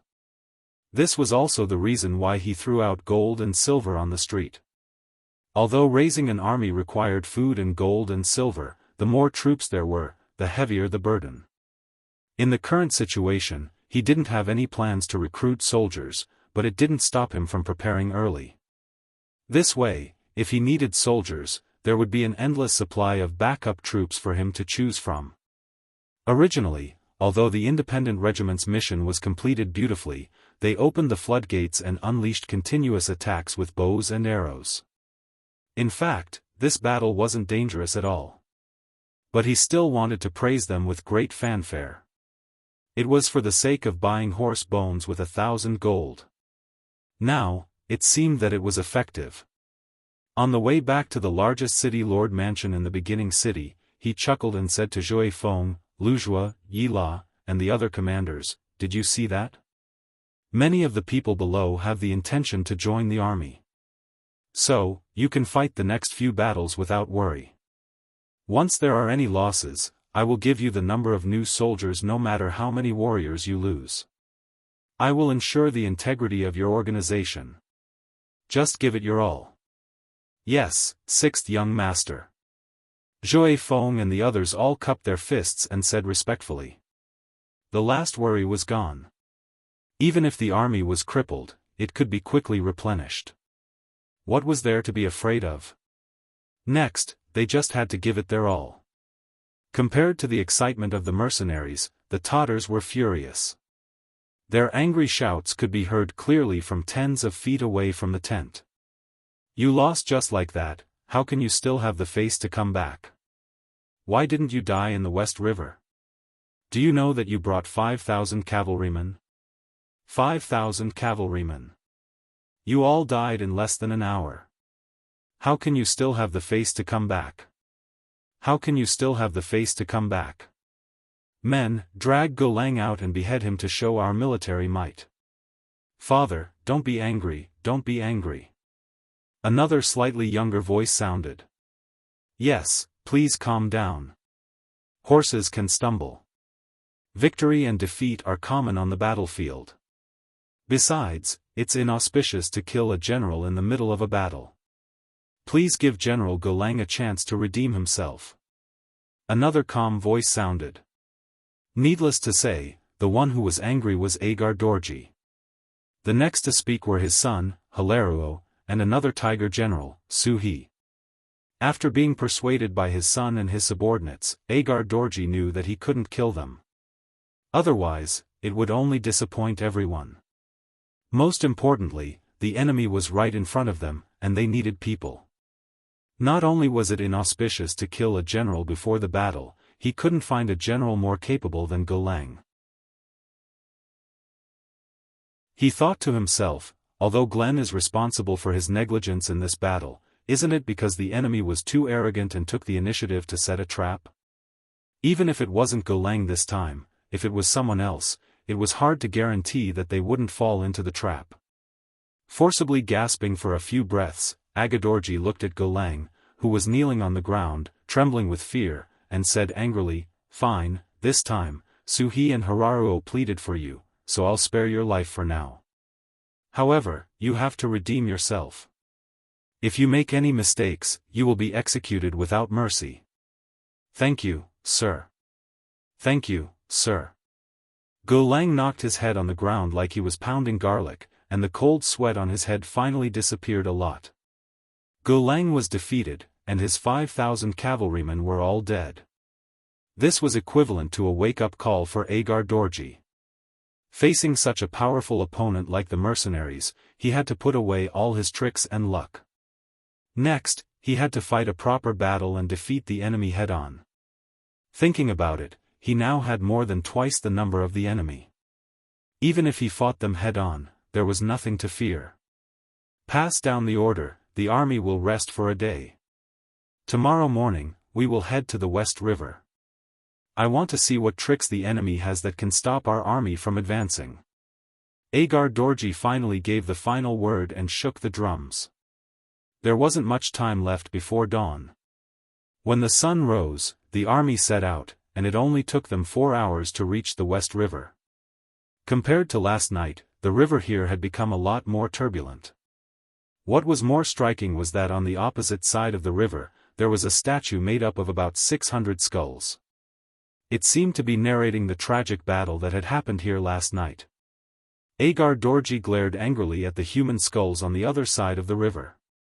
He clenched his fists and shouted angrily, "Mercenaries, when we defeat you, we will definitely build an even bigger skulls and let everyone know what the consequences of angering us are. Men, test the river."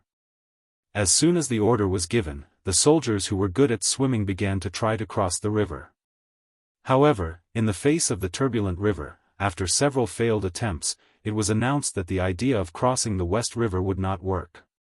At least, they shouldn't think about it for the next few days. "Sir, the sluice gate of the upstream river has been opened.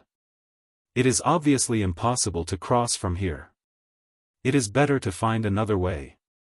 Seeing that the army stopped here and faced the statue that was still emitting the smell of blood, the longer they stayed, the lower the morale of the army would be.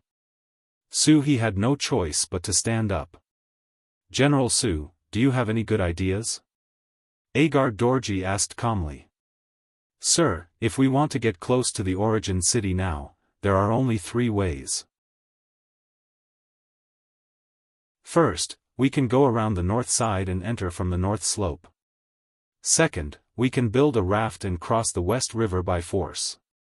Third, we can go around the south side and rush to the south gate of the origin city from the southern forest." Su He, who said the 3 methods in one breath, caused Agar Dorji to nod. This was what a brave general should do. He would not be like his son, Hararuo, and General Gulang, who could only look at the river and sigh. Seeing that Agar Dorji nodded in approval of his suggestion, Su He continued, "It is not advisable to cross the river with a raft. Who knows what kind of reaction the mercenaries will have if we build a raft here? If they attack us with arrows halfway, we will inevitably suffer heavy losses. As for the north slope, the terrain there is easy to defend and difficult to attack.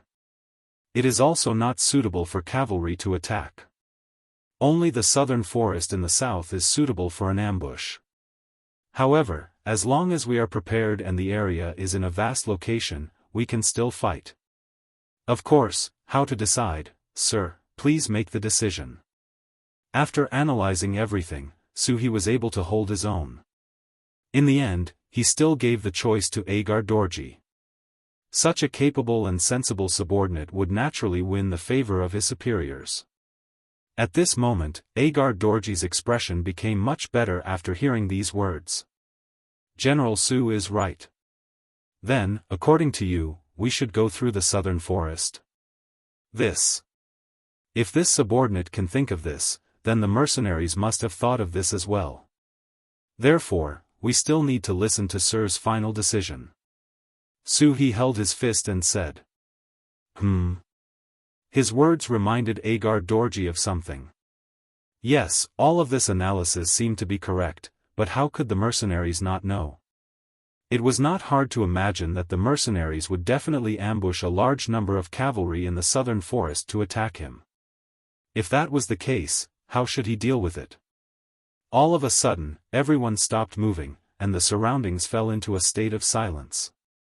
Gulang, who was in the middle of this, blinked his eyes continuously.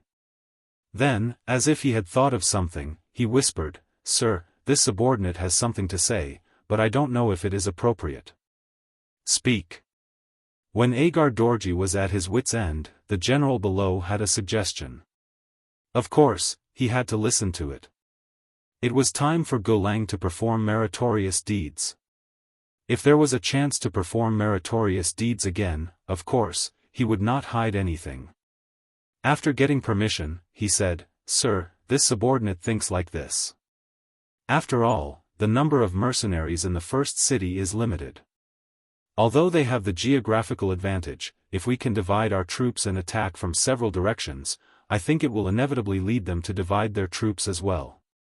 In this way, the strength of their attack on us will be much weaker. Moreover, once we divide our forces, not only will their threat to us be reduced to the minimum, even if something happens and we lose one of our routes, at least the other two routes will be safe, and we will still have the possibility of taking down the first city." "Oh. This makes sense." As if suddenly enlightened, Agar Dorji felt his eyes lit up at this moment. Yes, his advantage was that he had more troops, which was the weakness of the other party. If he was willing to divide his troops, it would be equivalent to forcing the other party to divide their troops. In this way, wouldn't the advantage be in his hands? Thinking of this, Agar Dorji seemed to see hope. He first laughed and then said, "Yes, isn't the enemy's troops small? If that's the case, we will immediately divide our troops and force the other party to divide their troops. In this way, the advantage will be in my hands. Well, let's do it this way. If Hala comes out, where is my son? I will give you 5,000 cavalrymen. Immediately build a raft and look for an opportunity to cross the river. Remember, if there is a chance, cross it. If there is no chance, stay here and delay the other party. General Gulang, I will give you 10,000 cavalrymen to go to the north slope. If there is a chance, break through. If there is no chance, find a way to restrain the other party. Once you find that the other party's soldiers guarding the slope have retreated, it will be the time for us to succeed. At that time, you can send troops to attack the north slope and go straight to the north gate of the first city. General Su Gu, you and I will lead 25,000 cavalrymen to the southern forest. With the advantage of our military strength, even if we meet them, they will not have as many soldiers as we do. When the time comes, we will see General's elegance on the battlefield." "Yes, sir." For a moment, the three generals who were named nodded and agreed. The three of them did not raise any objections to this division of labor. Hala's ability was the worst, and he was Agar Dorji's son. Finding a way to cross the river was the safest route.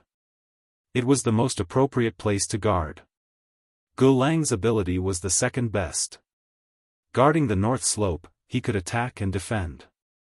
The possibility of accidents would also be much lower. The arrangement could be said to be appropriate. As for Su He, who was the strongest, he was arranged to go with Agar Dorji. He would lead the most troops and be the main force to threaten the first city. It was the most appropriate arrangement.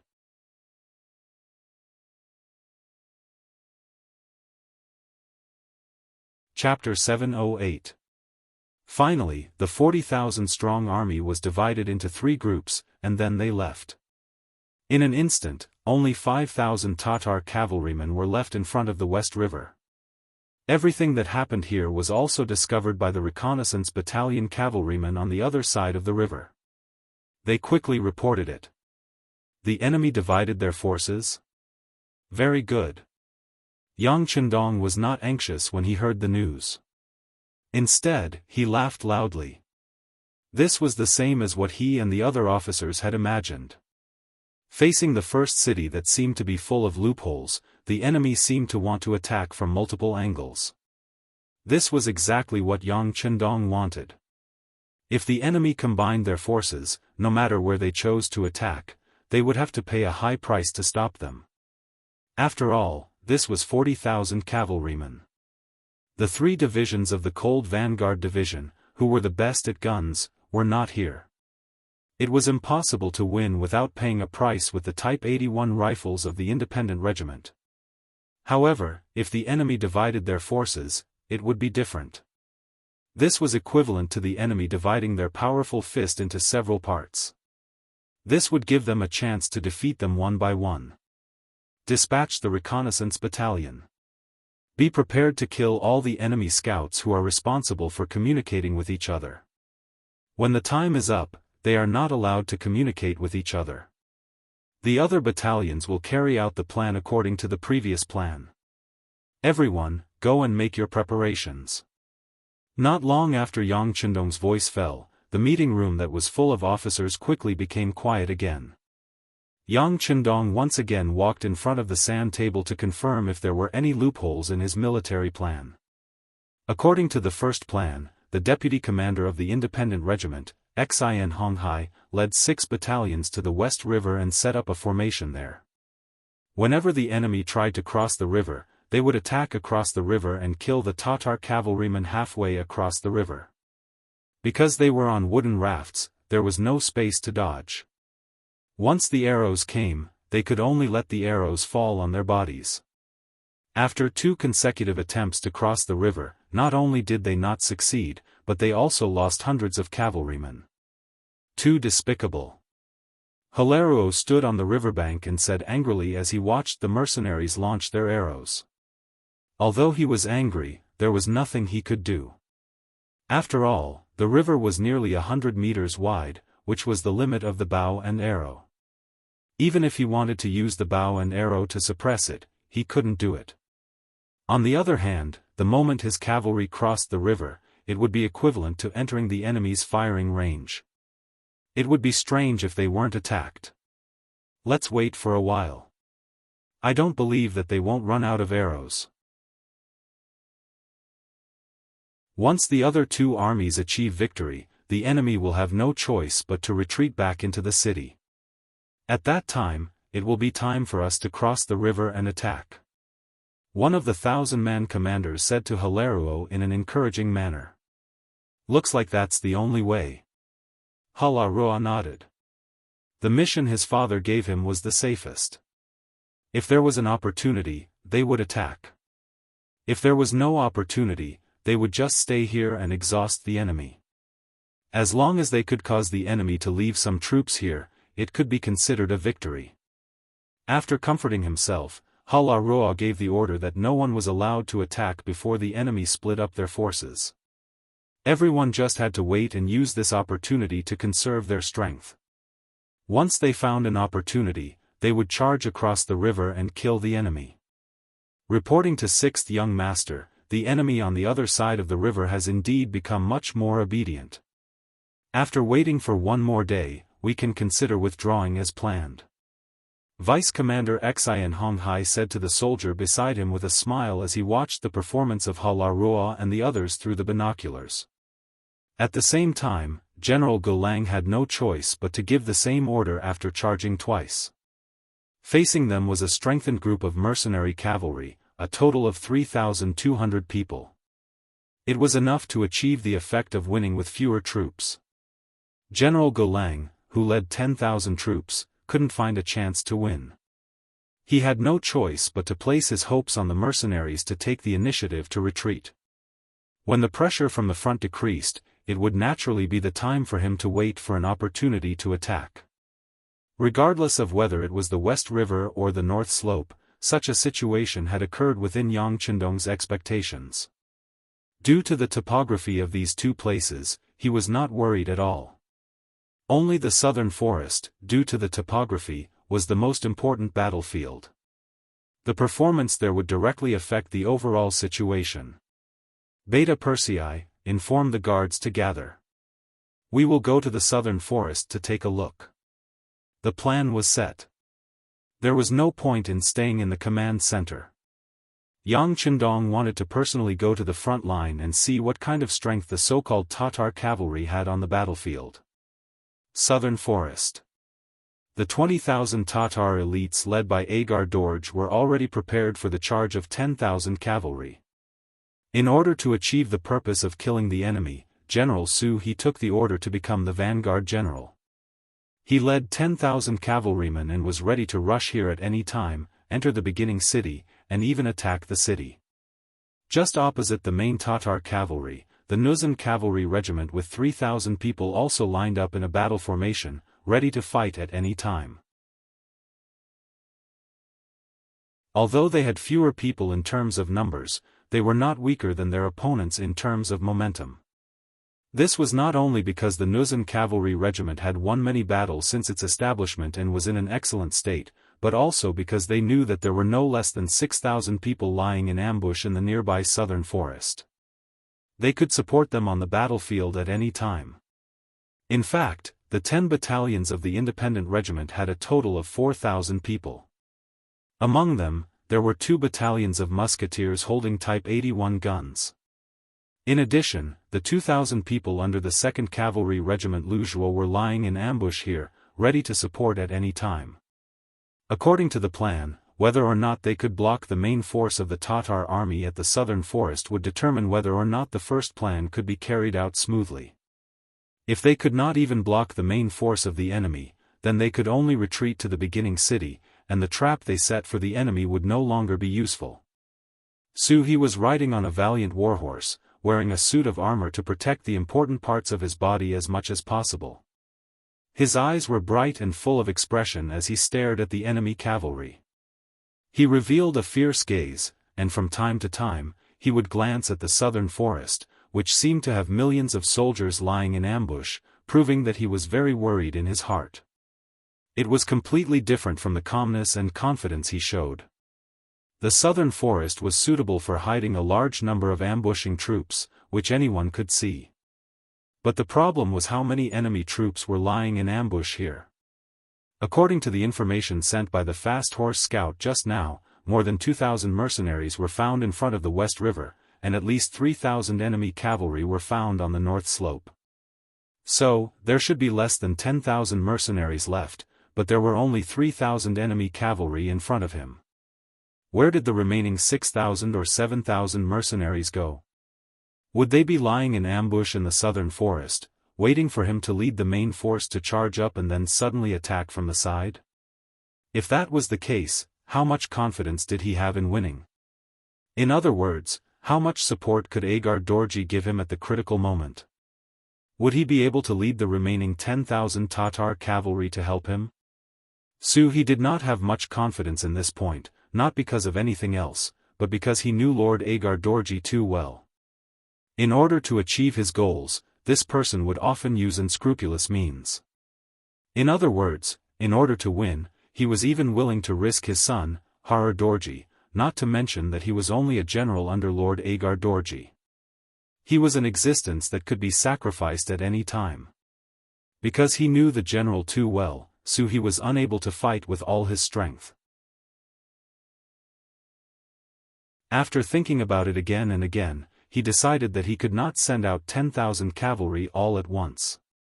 Since the enemy only sent out 3,000 cavalry, he could send out 5,000 cavalry to probe the enemy. Men, send out 5,000 cavalry vanguards. We must break through the enemy cavalry's obstruction. After making up his mind, Su He gave the order as the vanguard commander. The bugle horn sounded, and 10,000 horses galloped forward, kicking up clouds of dust as they galloped forward. 5,000 elite Tatar cavalry sounded the horn to charge. They shouted loudly in their own language and charged forward. Looking from afar, it was as if the autumn wind was sweeping away the fallen leaves, sweeping over everything. The enemy has started to charge. Tell the brothers not to be nervous. Let the muskets exhaust them first. The commander of the Nuzan cavalry, Yella, held the reins of his warhorse and said while suppressing the excited neighs of his warhorse. As a result, the 3,000 Nuzan cavalry did not move. They only stared at the incoming enemy, occasionally glancing at Yella. Once the commander gave the order to charge, they would rush out as fast as possible to accomplish their mission. What's going on? Why didn't he send out all 10,000 cavalry? Why did he only send out half of them? What is Suhi doing? At the back of the Tatar cavalry, Agar Dorj said with displeasure when he saw that they only sent out 5,000 cavalry. After saying this, Agar Dorj thought of something. He knew that Suhi did not trust him. It was as if he was afraid that Agar Dorj would not save him if he was surrounded. This made Agar Dorj a little unhappy. He actually dared to disobey his orders. It seemed that after this battle, he would have to teach the other party a lesson. Back on the battlefield, the 5,000 Tatar cavalry began their charge. The enemy was only 3 li away from each other. With the neighing of the warhorses, this short distance would take less than a quarter of an hour to reach the enemy.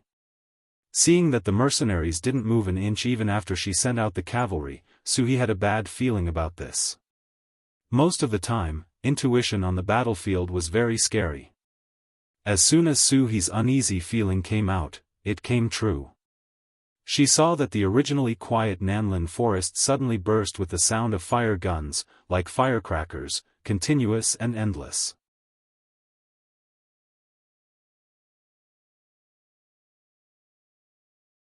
Chapter 709. Looking at the charging 5,000 Tatar cavalry, the charging formation was in chaos. Then, one after another, the cavalry fell off their horses. One after another, the strong warhorses became ownerless. They stopped in front of their owners and lowered their heads, as if saying, "Get up, I'm still waiting for you to lead me into battle." It's the mercenaries' muskets. Seeing this scene, Suhi reacted and his heart sank. Although he already knew this before the battle, Suhi was still shocked when he saw the power of the muskets. He calculated that this wave of attack alone killed about 1,000 cavalry. This greatly reduced the number of cavalry on both sides, making his advantage infinitely smaller. Kill. The remaining 4,000 Tatar cavalry finally broke through the blockade of the muskets with the help of the speed of the horses, allowing them to come within a mile of the Nuzan cavalry. Prepare the bows and arrows. Charge with me. Seeing that the enemy was seriously injured, Yella laughed and then reached out to block the strong bow hanging on his horse. He shouted and urged his horse to charge. The other 3,000 Nuzan cavalry soldiers who couldn't wait for a long time followed suit and took out their bows and arrows. They raised their bows and were ready to shoot at any time. Finally, the battle is about to begin. Suhi opened his eyes wide and stared at the scene in front of him. This was a good opportunity to observe the strength of the mercenaries' cavalry. After escaping from the muskets, he hoped that his Tatar cavalry could play a role in suppressing the mercenaries' cavalry. This was their only chance to turn the tables. Arrows shot from afar, close combat, sabers raised high, cavalry charged. After 1,000 cavalry were killed by the muskets, the Tatar cavalry's morale couldn't help but drop.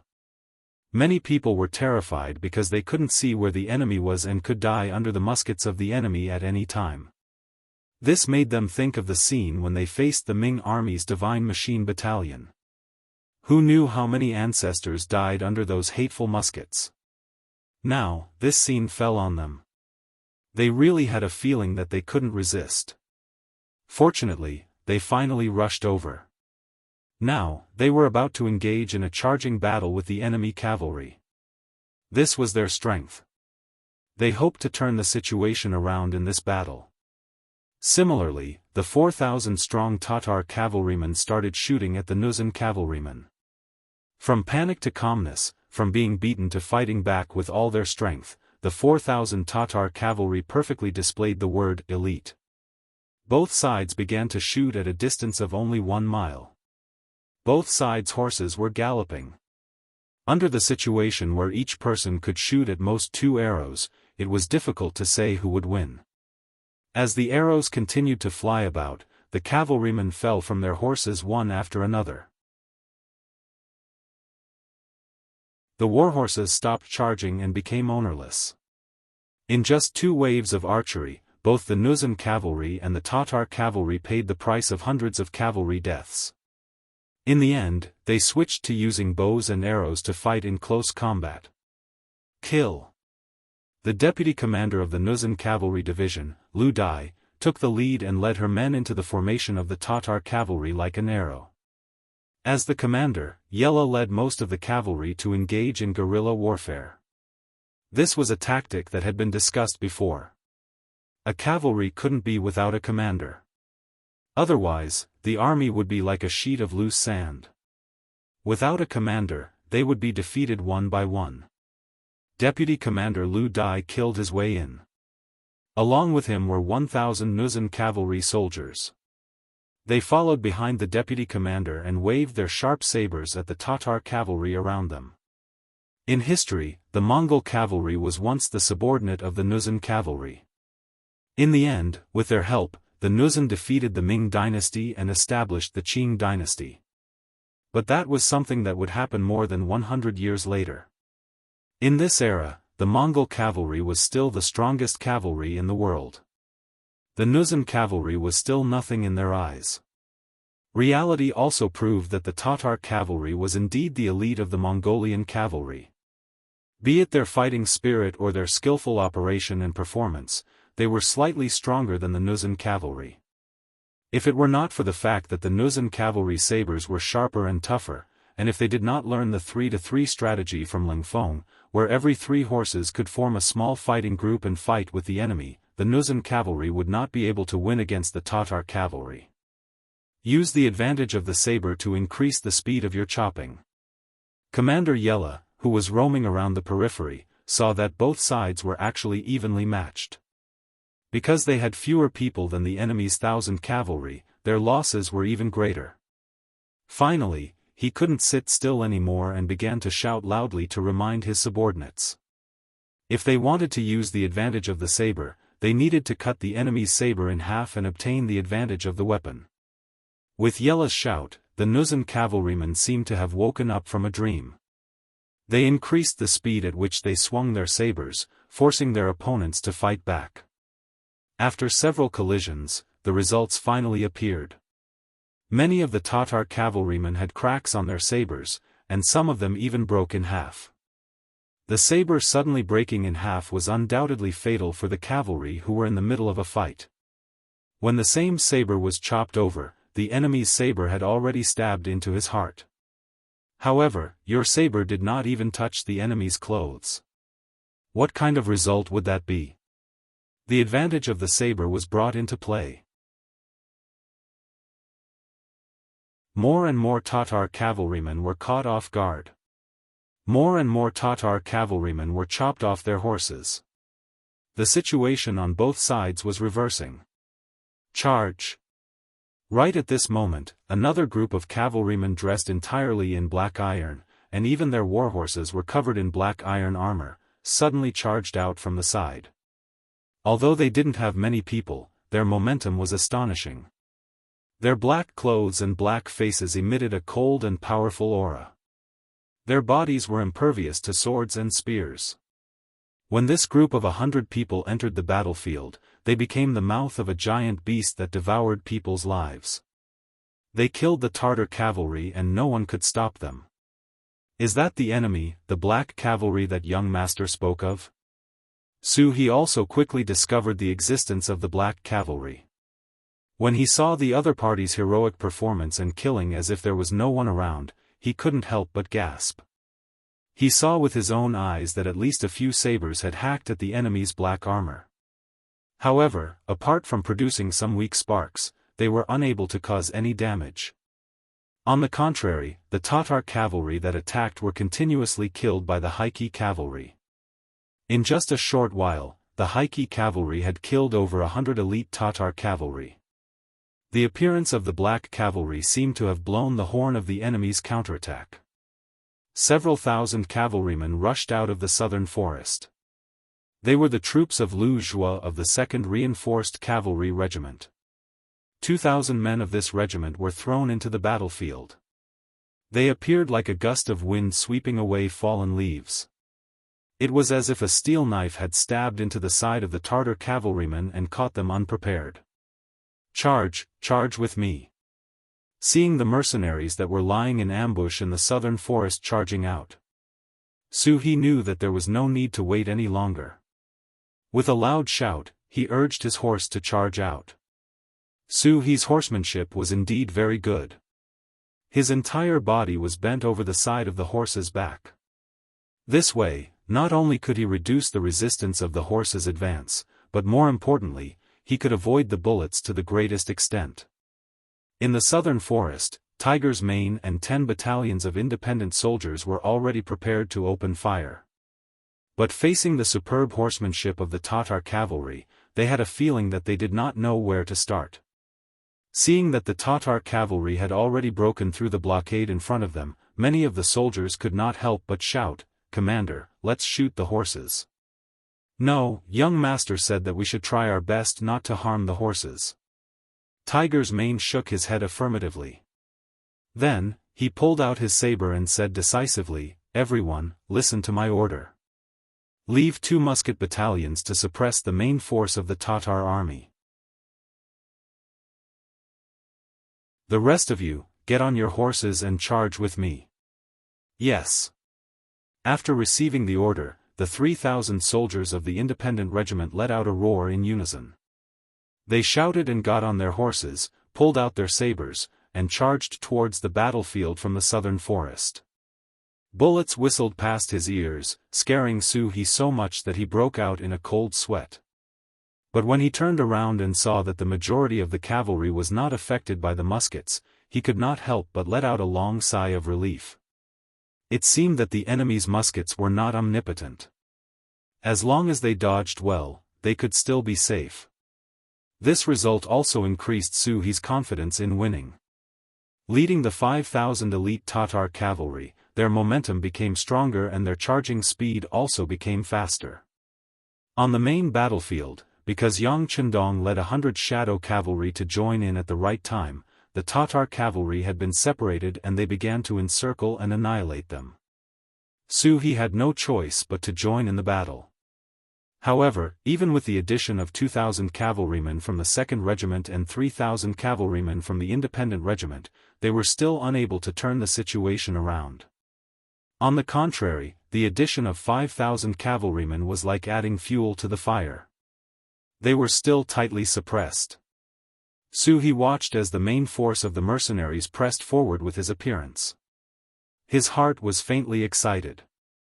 He said to a bannerman beside him, "Quick, inform His Excellency. Ask him to immediately dispatch his troops and attack the main force of the mercenaries together with our army." After the bannerman complied, he used a special method to inform the 10,000 Tatar soldiers of Su He's order. However, the scene that Su He was looking forward to did not happen. On the contrary, the scene that he was worried about happened. Agador began to hesitate at this moment. He wanted to protect himself and did not rush forward with his main force.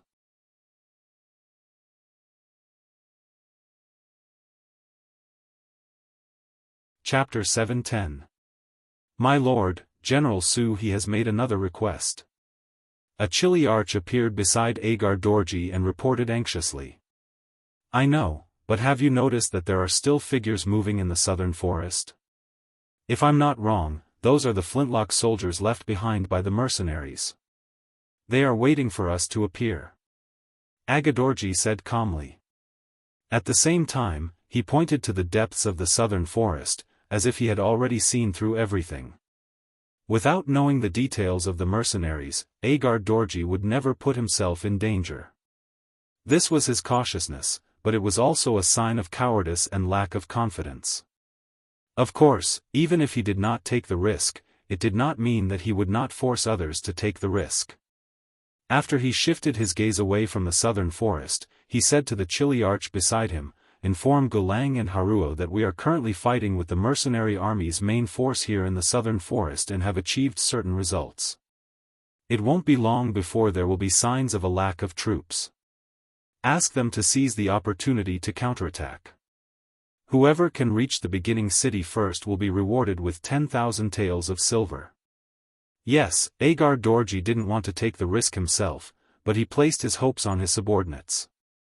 Just as General Su he thought, even his son was included in the plan. The messenger left after receiving the order. And just after the messenger passed the order, they didn't know that the mercenaries had begun to take action. They cut off the communication between the three parties at the right time, making it impossible for follow-up information to flow smoothly. This made this order the last one issued by Agar Dorji. The battle was still going on ahead. Su He led the last 5,000 cavalrymen into the battlefield, but he still couldn't gain an overwhelming advantage. Instead, as the battle dragged on, the sharp and tough sabers in the hands of the mercenaries played an absolute role. More and more Tatar cavalrymen's sabers were broken, and their combat strength rapidly declined. The addition of the Independent Regiment and the 2nd Cavalry Regiment greatly relieved the pressure of the Nuzhan Cavalry Regiment. In addition, the Black Cavalry led by Yang Chendong was invincible. The 100 of them forcibly fought with the momentum of a magnificent army. The death rate of the Tatar cavalrymen began to rise. Retreat. After chopping down one of the mercenary cavalrymen, Su He was a little out of breath as he watched more and more of his companions fall off their horses and die.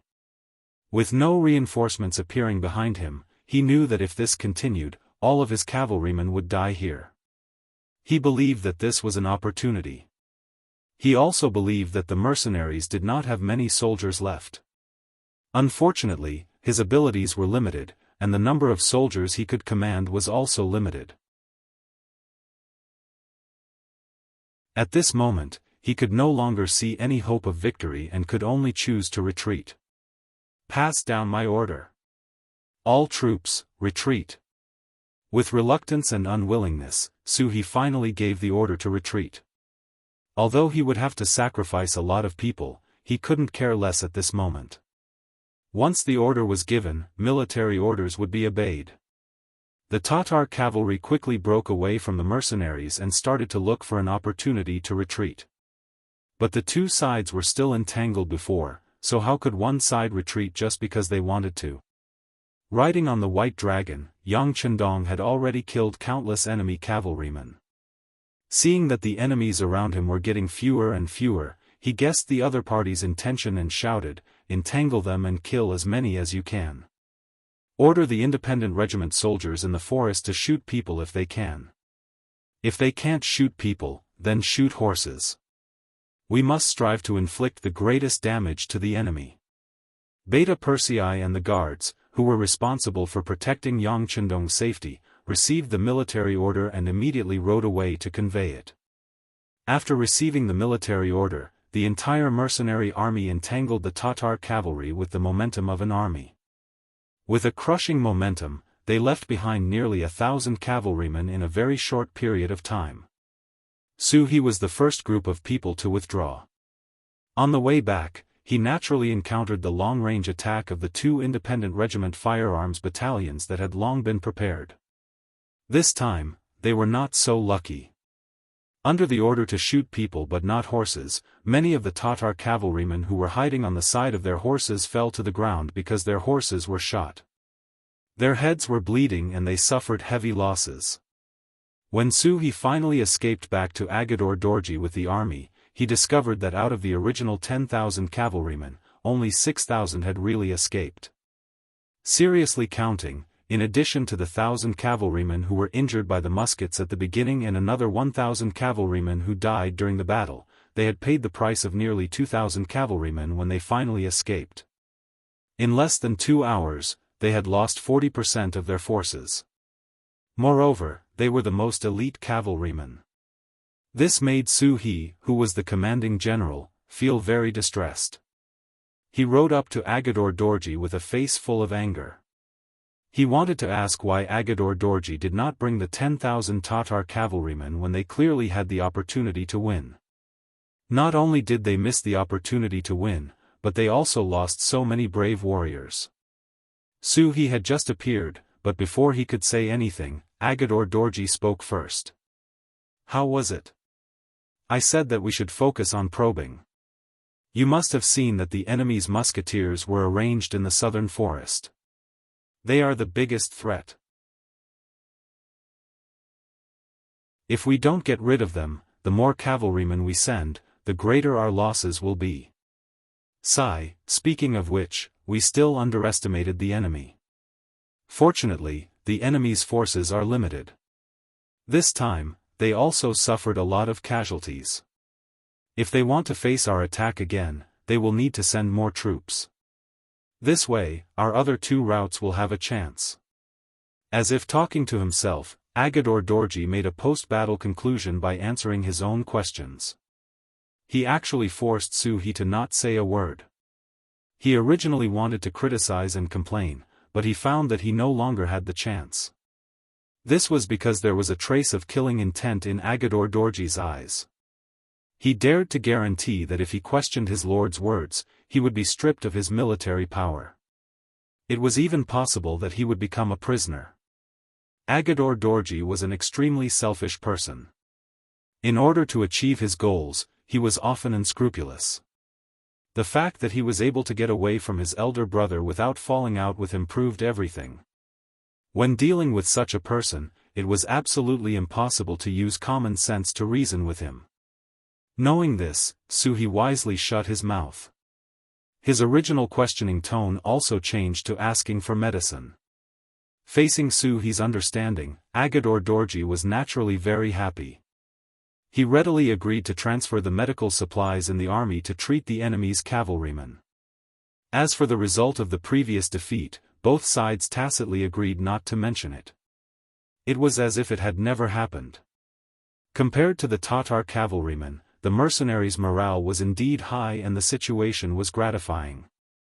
In one battle, they killed more than 2,800 cavalrymen and captured more than 1,000 enemy soldiers. More than 500 of the mercenaries' cavalrymen died and more than 800 were injured. The main reason was that the Jurchen cavalry suffered heavy losses. Most of the people who died were killed when the enemy first shot arrows at them. Arrange for the injured soldiers to be treated immediately. We can't let a tragic thing happen where people don't die on the battlefield and end up dying from injuries.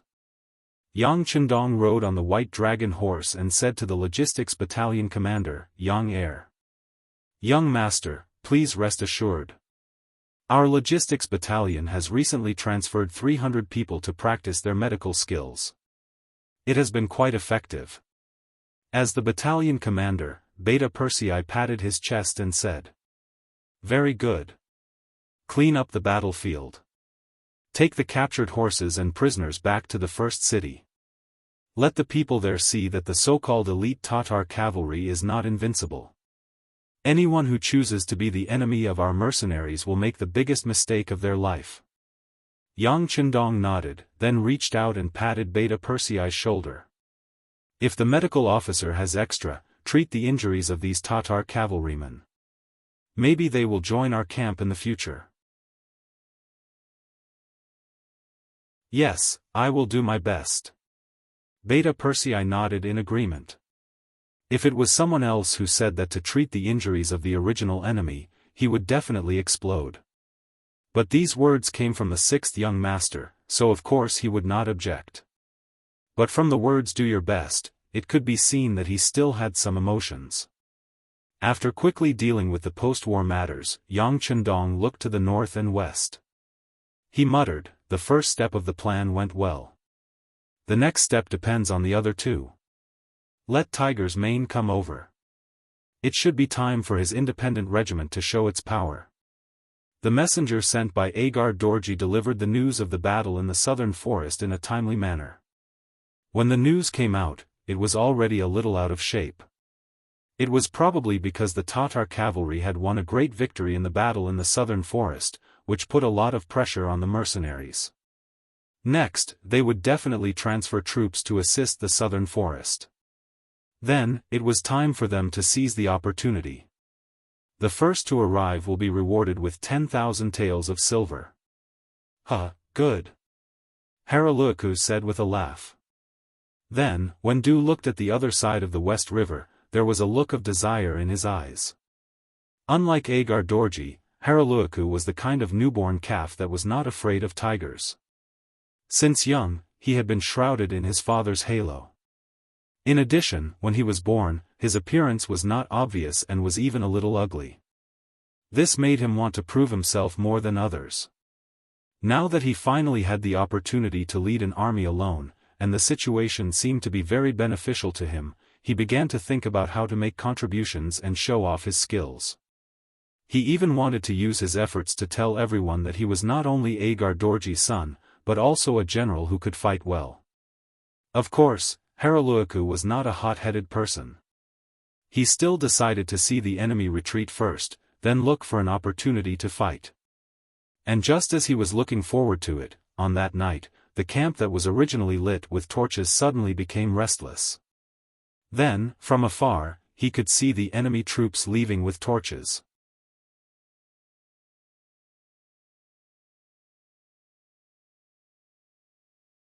Chapter 7:11. Young Master, the enemy really did withdraw their troops. The scout who was ordered to keep an eye on the enemy situation excitedly opened the door of the tent to report. This caused Haraluo, who had just fallen asleep, to immediately crawl out from under his blankets. Quickly bring me out to take a look. As soon as he fell asleep, Haraluo dreamt of himself charging across the West River, beating back the mercenaries and arriving at Beginning City. Who would have thought that the dream would come true so quickly? Following the scout, they arrived at the West River. What they saw was the scene of the enemy's torch squad leaving one after another. Although there weren't many torches, the remaining ones moved very frequently. In a short while, he saw 4 to 5 groups of torches leaving the camp. Haraluo made a rough calculation in his heart and revealed a meaningful smile. These mercenaries are very careful. Do they think that I won't be able to detect their movements if they don't leave in large numbers? Humph. You underestimate the heroes of the world too much. Seeing that the mercenaries were using small groups to cover the retreat of the main army, Haraluo was even more certain that the enemy had sent reinforcements to the southern forest. After making up his mind, Haraluo said to the scout beside him, "Pass down my orders. The soldiers will wake up at 4 in the morning and eat at 5 in the morning. After that, the entire army will cross the river. This time, we must be the first army to reach Beginning City. Young Master is wise." The scout who had the same idea didn't forget to flatter him. This caused Haraluo to laugh even more loudly. After returning to the tent, Haraluo didn't feel sleepy anymore. He just sat there and waited for the arrival of dawn. After a long time of shouting and cheering, the sky gradually brightened. While the morning fog still lingered on the West River, making it impossible to see the situation on the other side clearly, the 5,000 elite Tatar cavalry had already finished their breakfast. They boarded the wooden rafts that had been prepared earlier and left across the river. Perhaps it was because of the mist on the river, or perhaps the enemy had really retreated. The 5,000 Tatar cavalry actually arrived on the other side of the West River without any obstruction. As soon as they arrived, Haraluo loudly announced the order to attack. He wanted to take advantage of the fact that the enemy wasn't ready to launch a surprise attack and obtain victory. Once the order was given, the 5,000 Tatar cavalry mounted their horses and brandished their swords, charging straight toward the mercenary camp 3 miles away.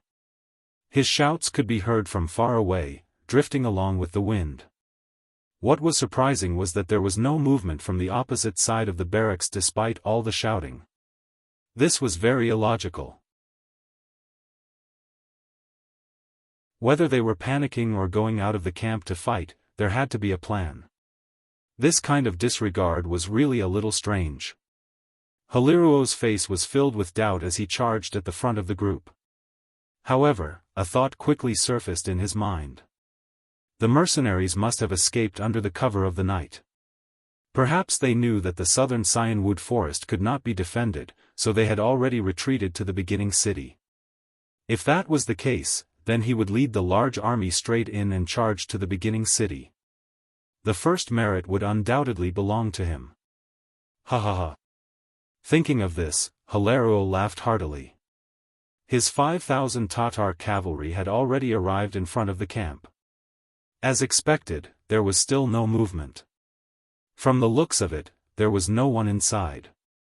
Many of the Tatar cavalrymen who were originally nervous had relaxed expressions on their faces. Search and see if there is anything valuable left behind. After all, this was an abandoned camp. Just the tents left behind were worth some silver taels. The Tatar cavalry eyed the tents covetously as they dismounted and charged into the tents. Some of the Tatar cavalry took the initiative to stand guard. It had to be said that elites were elites. Even with a great victory at hand, they were still able to maintain a calm formation. It was precisely because these people abided by the rules of war that they were able to escape this disaster. On the other hand, the Tatar cavalry who were eager to obtain the spoils of war had already been locked onto by the god of death the moment they charged into the green tents. Boom! Without any warning, a huge explosion suddenly sounded from a tent. A Tatar horseman who had entered the tent, as well as 5 horsemen standing outside, were immediately sent flying into the air by the powerful explosion. And all of this was only the beginning. It was like a chain reaction, like dominoes being pushed down by someone. Explosions sounded one after another at this moment. The nearby military tents also began to explode continuously at this moment. Those who had entered the tent, those who hadn't entered but had already walked to the front of the tent, as well as some Tatar cavalrymen who were staring at the tent, had all become targets. Amidst the continuous sounds of explosions, these people were engulfed in a sea of fire. What's going on? The continuous explosions shattered Haliruo's eardrums, but as the commander, he still didn't forget to shout out loud.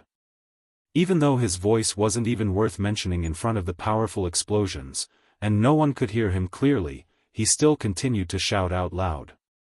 It was destined that no one would answer his question.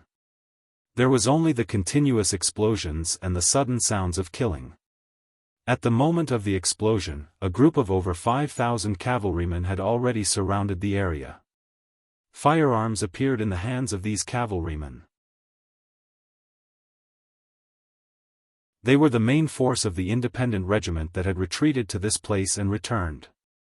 Apart from the 2 firearms battalions that were left behind in the southern forest, the remaining 14 independent battalions were all gathered here. The instant the booby traps were detonated, they rushed out as planned, quickly surrounding the panicked and disorderly Tatar cavalry. The greatest damage caused by the explosions wasn't the psychological pressure on the Tatar cavalry, but rather the deterrence of the warhorses. What animals feared the most was fire and powerful sound waves. The exploding mines seemed to have both of these. The warhorses that hadn't experienced such a situation were naturally afraid from the bottom of their hearts. At this moment, they instinctively neighed, jumped, and even ran wildly without knowing where to go. It seemed that only by doing so could they relax a little. The usually obedient warhorses suddenly jumped crazily, completely disobeying orders. Many unprepared Tatar cavalrymen were thrown off their horses. Even some of the cavalrymen with good riding skills could only lie on their horses to prevent themselves from being thrown off. It was completely impossible for them to command the warhorses. At this time, the mercenaries appeared. While they were still far away, the bullets of their firearms whistled through the air. One shot after another hit the uncontrolled and unprepared Tatar cavalrymen. Blood splattered everywhere. One by one, the cavalrymen were shot in the chest or body. They fell off their horses or directly fell to the ground, ending their young lives. Enemy attack, counterattack, prepare to counterattack. The sudden situation in front of him caused a short circuit in Hilaruo's mind. Then, as if he was suddenly awakened, he began to shout loudly. However, he only managed to shout twice before he was thrown off the back of the horse by the frenzied horse.